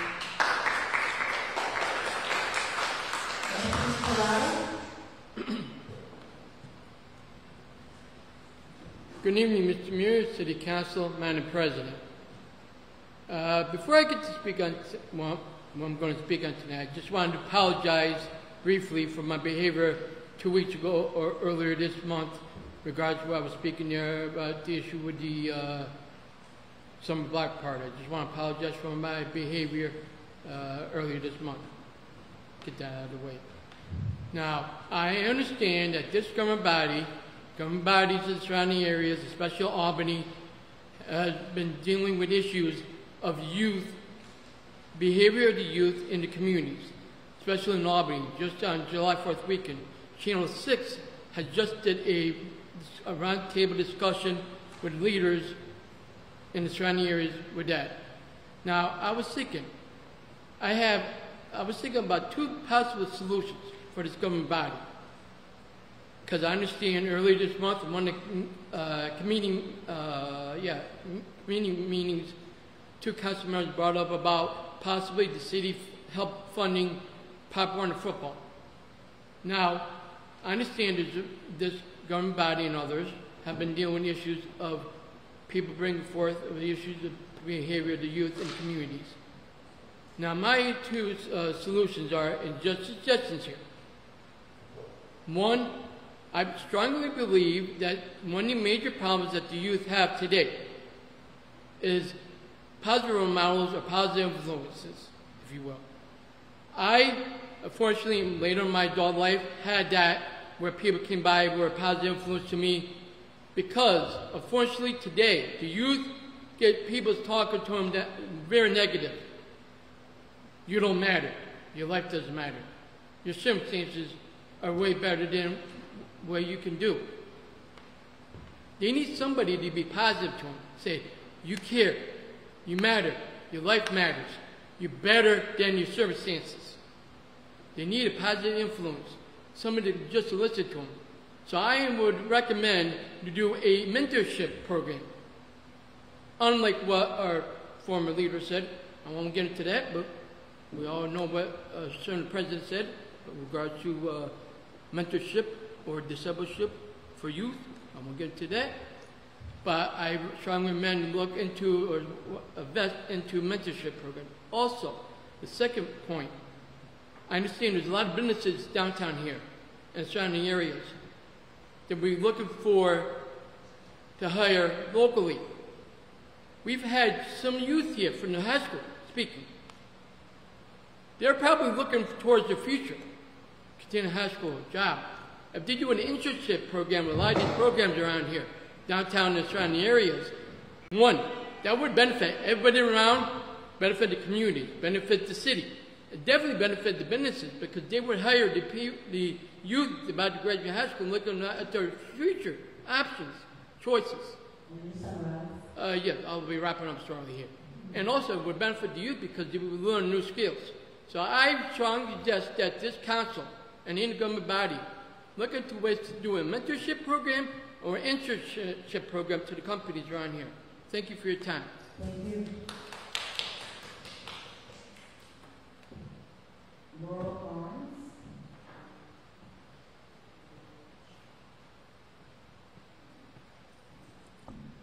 I just want to say I am disappointed. Very disappointed. You don't want homeless people out on the streets because it doesn't look good for Schenectady. Well, since you voted against it, there will be plenty. And if I'm one of them, shame on you. And I believe this lovely task force is just a stall. And I know each one of you who voted against it, and I'm not going to vote for you this year.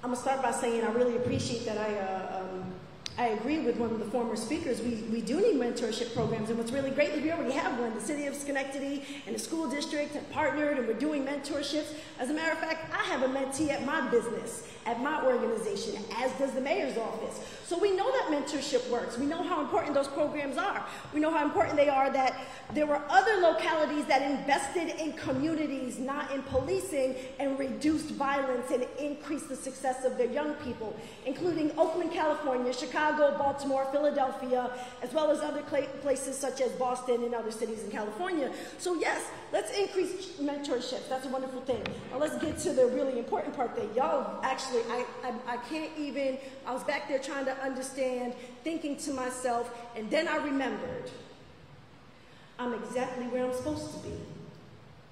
I'm exactly in the place where I've always been.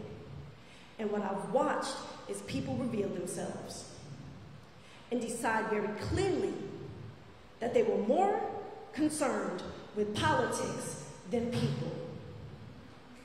And that I remember what it's like, right? Because I'm not new to this game. I didn't just show up yesterday. It's not as if I have no clue about how this all works.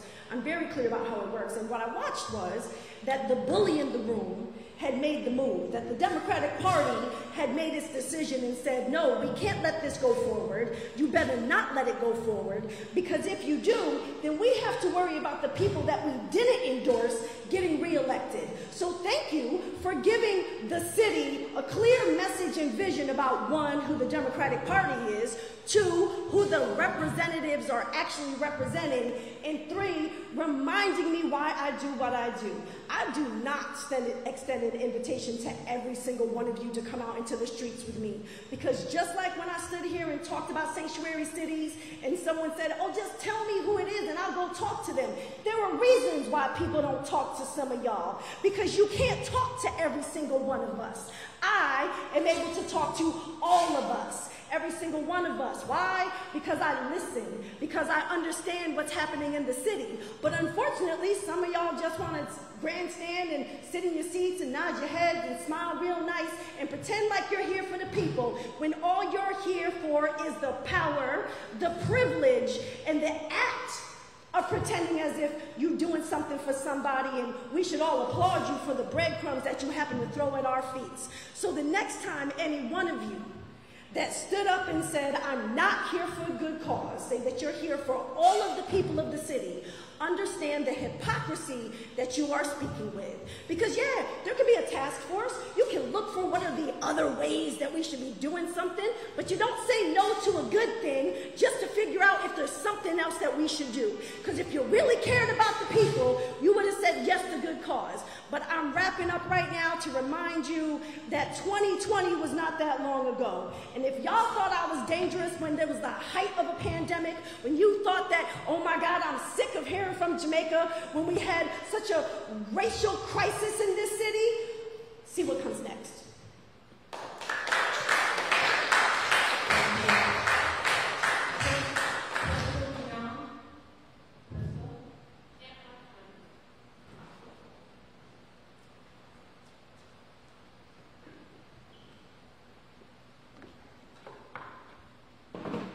I start, I just have to set these up here as a reminder. So I'm Crystal Doyne. I'm sure you're familiar with me. I am here on a very unrelated topic, coming here with straight facts. I would like to talk about Buster's Law, which is Section 353-A, which addresses aggravated cruelty to animals. It specifically criminalizes intentionally killing or causing serious physical injury to a companion animal with aggravated cruelty without justifiable purpose. The law is named after a dog, Buster, who was the victim of a horrific act of animal cruelty. Now, you may be wondering why I'm bringing this up. I am a person who is still actively going through a gang stalking situation from a domestic violence problem.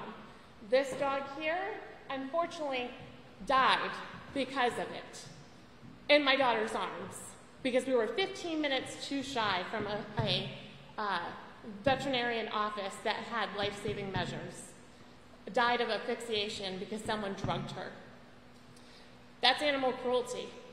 I have solid proof and evidence that I've brought before Schenectady City Police Department, and they have shunned me and told me they were not able to help me. So I am here to show you, because I am still actively in this horrific retaliatory behavior from a gang, stemming from a domestic violence situation that I have been dealing with for several years. I reached out to you, Mayor McCarthy, on several occasions to talk to you about the horrific things that have happened, and gone to the city of Schenectady Police Department, where I have been continuously shunned from receiving help. This is my dog. This is my emotional support animal. This is Jax. He is what keeps me alive. I am in fear that this is another dog that I'm going to have to put to my dead dog club, which I don't want to happen. So what I'm asking for is that the interpretation of the law be revised.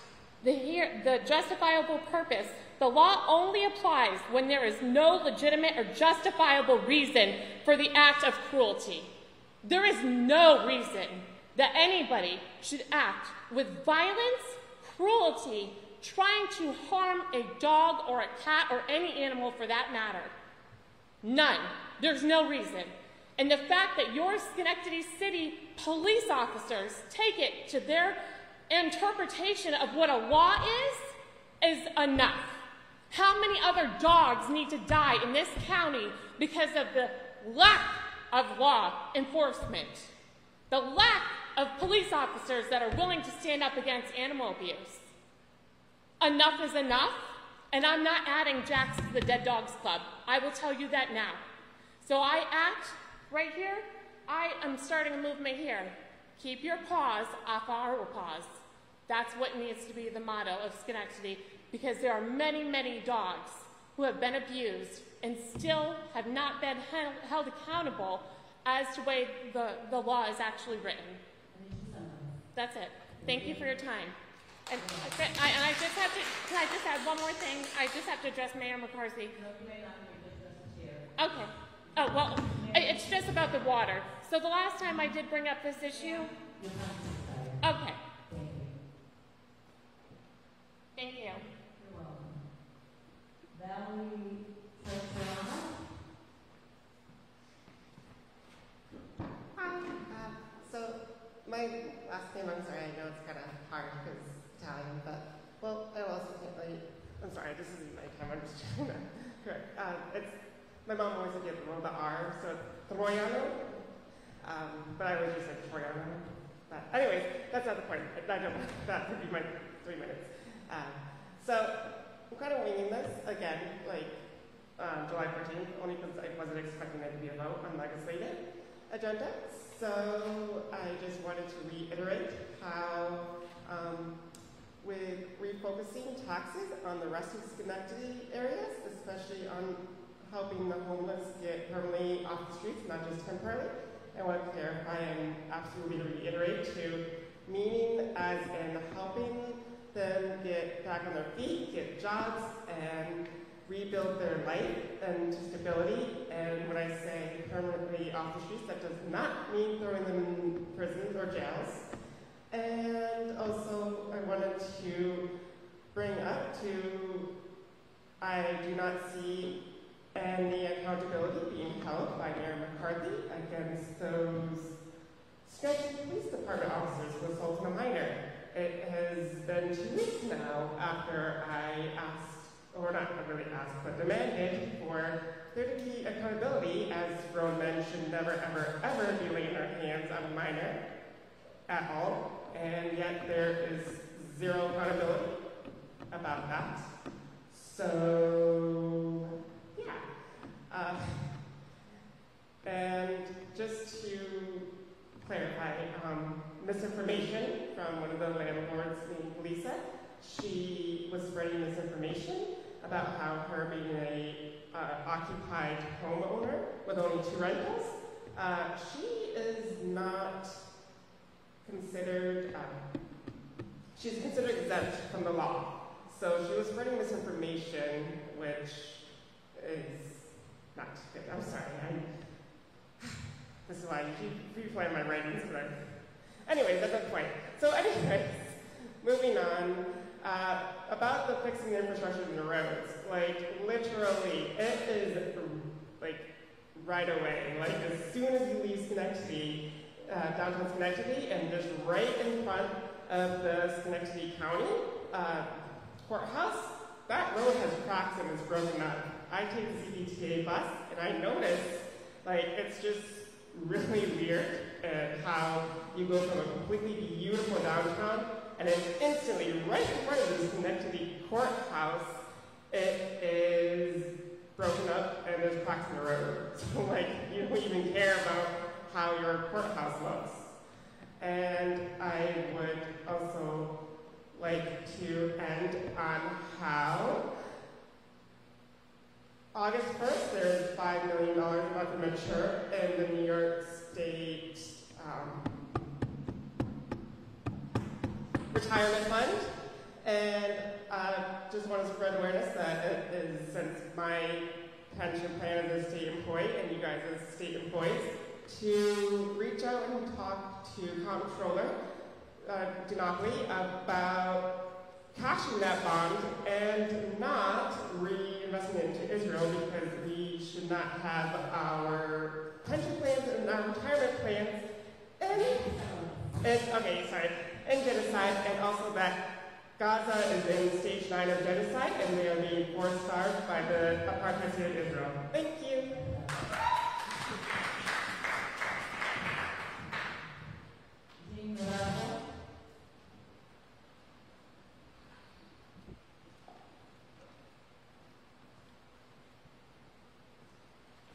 Good evening, Madam President, council members, and Mayor. First, I'd like to say thank you to the 3 people that did vote in favor of a good cause. Thank you. And now for this. If someone living outside the city of Schenectady were to see a group photo of the members of this city council, they might have a perception that the membership of this organization is quite diverse. On the surface, it does have the appearance of diversity. But beneath that surface, there lives that same old grasping onto the status quo of catering to those that already have, to the detriment of those that are already underserved and mostly neglected. Instead of the new Schenectady that is being touted, it appears we will have the same old Schenectady, where the haves and have-nots will remain in their places, with the haves receiving the benefits and the have-nots being told to wait their turn, as their prosperity is right around the corner. Thank you.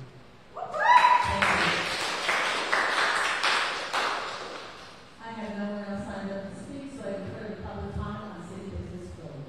At this time, I'll entertain any miscellaneous business of the council. Mr. Williams.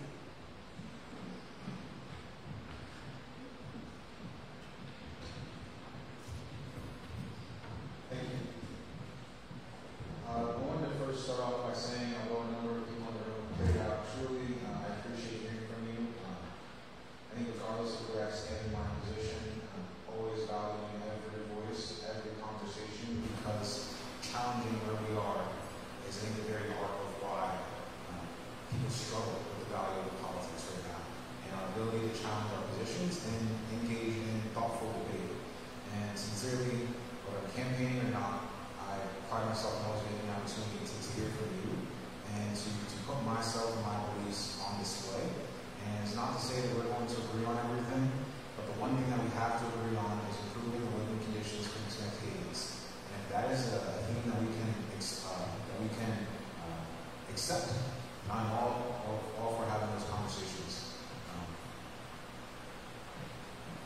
regardless of where you stand on any of the issues that were raised tonight, I think leaving this room and applauding yourself, I think sends a very different message. I appreciate the perspective that we have on this side of the aisle because I think it is apparent how these types of controversial discussions, these types of divisive topics, leave me in a saddened state. Because I don't think this is what our city is. I think we are stronger than these moments. So one of the tenets I want to leave everyone with, and one person mentioned this, if someone shows you who they are, believe them. But also, this is the city of Schenectady. We are very vocal and we're passionate. I think that is a good thing. However, I think that requires the right leadership to channel that appropriately and a positive long-term action. So sincerely, the work, regardless of where you are, doesn't stop today. Although I find myself siding on the forward for good cause, to those individuals, continue going door to door, continue advocating, because truly defeat happens when you give up. And sincerely to the landlords on the opposing side, if you find yourself not those individuals that are putting tenants in subpar living conditions, continue to hold yourself to those positive expectations, but also hold your peers to those expectations as well. I do not believe that we need to have a task force for Schenectady landlords to influence change. That is who you are, so do it. So do it. But sincerely, I have been a part of these conversations. It pains me to hear people put their life stories on full display. But sincerely, it is easy to give up. It is challenging to keep going. So one of the mantras I had campaigning was, we don't make excuses, we make adjustments. So just make some adjustments, talk to some more people, and see where we are. Thank you. Thank you. Mr. Barber. Thank you, Madam Chair, Madam President. So I just wanted to, again say that, I like other people, I'm very disappointed what's happening, that we did not opt into good cause, especially what's happening in Washington, D.C. We see that the middle class and the poor working class are under attack. And the legislation and the big bill that people mentioned, this is very intentional legislation to make sure that the rich get richer and that wealth gap just grows. And legislation like good cause is legislation that will combat that in a real meaningful way. And probably one of the most meaningful ways you can do it is to commit to somebody that as long as they are paying their bills, and abiding by their lease, not breaking any laws, that they would have some place to live. And I just don't think that is, that doesn't seem very radical to me, by any means. I wanted to kind of, Madam Chair, I wanted to offer, I believe that people have different motivations for some of the things that they're doing, or some of the positions that they're taking. Mr. Mancini says that this is a way to kind of gather information and then make a more informed decision. So what I was going to do is, and I have had conversations with Mr. Mancini, very promising conversations, and at this point what I was asking for was to give Mr. Mancini the opportunity to say, if this task force happens within 60 days, that they can, once they give a full report to the council, that if the data and the information that is obtained by the report supports a good cause at that time, that we could count on his support to do that. And I'm trying to give him an opportunity to show people the different dynamics of what this is going into. So I want to give an opportunity for him to make that commitment to us. So, Mr. Farley, it's up to Mr. Mancini as to whether what he wants to say. Ms. Patrick. Thank you. And I appreciate hearing from everyone that came up this evening as well, and I appreciate that we do all recognize that 98% of the time we tend to all vote in the same way, and I think that it is important that we, when we don't, have the same viewpoints that we have been able to discuss and treat each other with respect in those conversations. And I think one of the things I wasn't planning on saying this until I just listened to Mr. Farley. I think There's so many ways in this community of Schenectady to get involved as volunteers. And I think there's so many ways to be helping folks that are living in poverty. There's certainly, we have 23 food providers in Schenectady County, and they're always looking for volunteers. There's always ways to raise money, but also just to be really hands-on. I know it gives us a chance to really talk to folks that come to our doors, at least at the pantry that I'm most familiar with. We really have that opportunity to talk to people and hear their stories and understand where they're coming from and work really hard to try to be helping them improve, helping them have food on their tables and support their families. The announcements that I wanted to make tonight, I just wanted to first thank Rich Russo and Camille Sazanowski for the 9th annual Honorable Karen B. Johnson Family Fun Day that was held this past Saturday at Steinmetz Park. It was really great to see so many children and so many families come out to that event, as well as the 30 community organizations that came and shared their resources and had giveaways and food and games and all sorts of stuff for the kids. It was a wonderful day once again. It was the 9th annual Family Fun Day, and it really turned out very well. Also, music payment is just exploding every week. Even though we've only had a few concerts so far, it's been unbelievable, the crowds that have been coming in for really great music. On Sunday, August 3rd, this upcoming Sunday, is the Blues Barbecue, which is always a really great time. This year's band is called Rick Estrin and the Nightgates. And they actually won the 2025 Blues Music Award for Band of the Year, so that should be another great concert this Sunday night. The concerts are at 7 o'clock. Also this Wednesday, our Schenectady Fire Department has fishing with a firefighter. I'm not a fishing person, but I think it's great that they're going to be over at Steinmetz Park. They're getting the fishing poles, the bait, all of that, as well as pizza and drinks will be provided. And that's this Wednesday. It starts at 10 o'clock in the morning.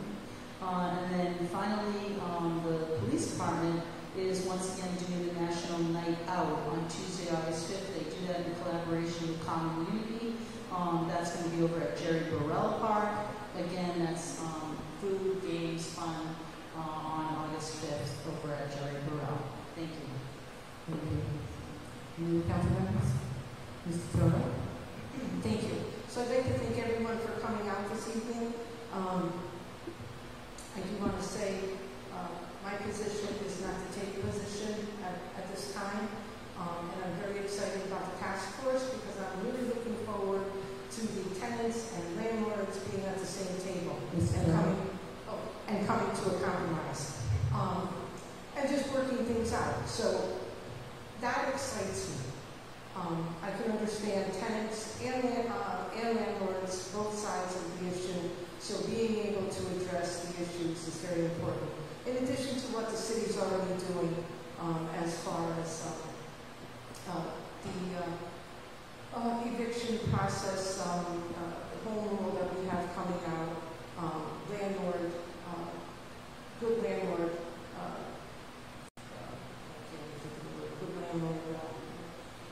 registry, things like that. So all those things we're going to put together. Now, as far as talking to the residents of the city, each and every one of us has been out campaigning for many years, for many times, talking to almost every resident in the city. So we know what the residents need. We hear them all the time. So we hear the landlords, we hear the tenants. So again, with this task force, I'm really looking forward to seeing where we're going to be able to go with that. I'd also like to, again, push the swim program over at the high school. It's 3 weeks in, there's another 3 weeks to go. At this point, Coach Crandall said, don't even sign up. Bring the children there. They're looking to get 200 children more a week in the swim process. So it's 8:30 to 9:15, 9:30 to 10:15, 10:30 to 11:15, 12 to 12:45, 1 o'clock to 1:45. can't help to get all our children safe and out to swim. Thank you. Mayor? Thank you, Madam President. Appreciate everyone coming out and their thoughts and concerns as we all try and make some of the housing options better and stronger within the city. Follow up with Councilmember Patrick's comments. I will also thank the team that put together the Steinmetz Family Fun Day in honor of former Mayor Karen Johnson. Great turnout. And DEC did a recent study there where they were counting some of the fish. They did a sample where they had to pull out who the fish counted, put it back in the lake. People who know that park and the pond there, it's relatively small, but they estimate the number to be about 10,000 fish live in that pond. It's an impressive number, so when people are going out for the fishing with the firemen this Wednesday, there's going to be a good opportunity there to catch a fish or two within Steinmetz Park. Then today it got up 90 degrees or 89 degrees. It's hot. We're going to see heat again tomorrow, or the forecast has the temperature getting over 90 degrees with the humidity going up. Encourage people to be cautious when they're out. Avoid strenuous outdoor activities, stay hydrated, and we do have our pools are all open and running. Central Park, Quackenbush, and Front Street are there. We also have the splash pads in Wallingford Park, Woodlawn Park, Tribute Park, and Eastern Avenue, Jerry Burrell Park, and there's also one in Central Park immediately adjacent to the new swimming pool. So that people should feel free to take advantage of those. They're great resources. People will stay cool and enjoy the summer weather. Thank you, Madam President. Thank you. I'd like to also thank everyone that came out this evening to speak about whatever it is that people came about, different things. And those people came about because of the task force, but there were other issues that we heard coming forward. So I do want to appreciate you coming out and voicing your concerns. I really hope to be in a position where we would really support our tenants who are the most vulnerable, but that did not happen this evening. And I guess I will still voice my concerns over a task force of 9 people that we select to solve this problem. So first of all, the limiting of the number is a concern for me, and that they only get selected by the city council as opposed to self-selecting. So those are my concerns, but the legislation is passed, so we're going to have to take a look at how this moves forward to make sure that it's a fair and equitable process for everyone that's impacted, and not just for those who have a louder voice or a better level of influence. We must keep that in mind, that we represent everyone, so everyone should have a seat at that particular table, which I think we should expand beyond 9, but that's what the legislation says, so that's what it's going to be. If there's nothing further this evening, I will ask for a motion to adjourn. Moved by Ms. Patrick, second by Mr. Lucifer. All those in favor? Aye. We're adjourned. Have a good evening. Stay cool.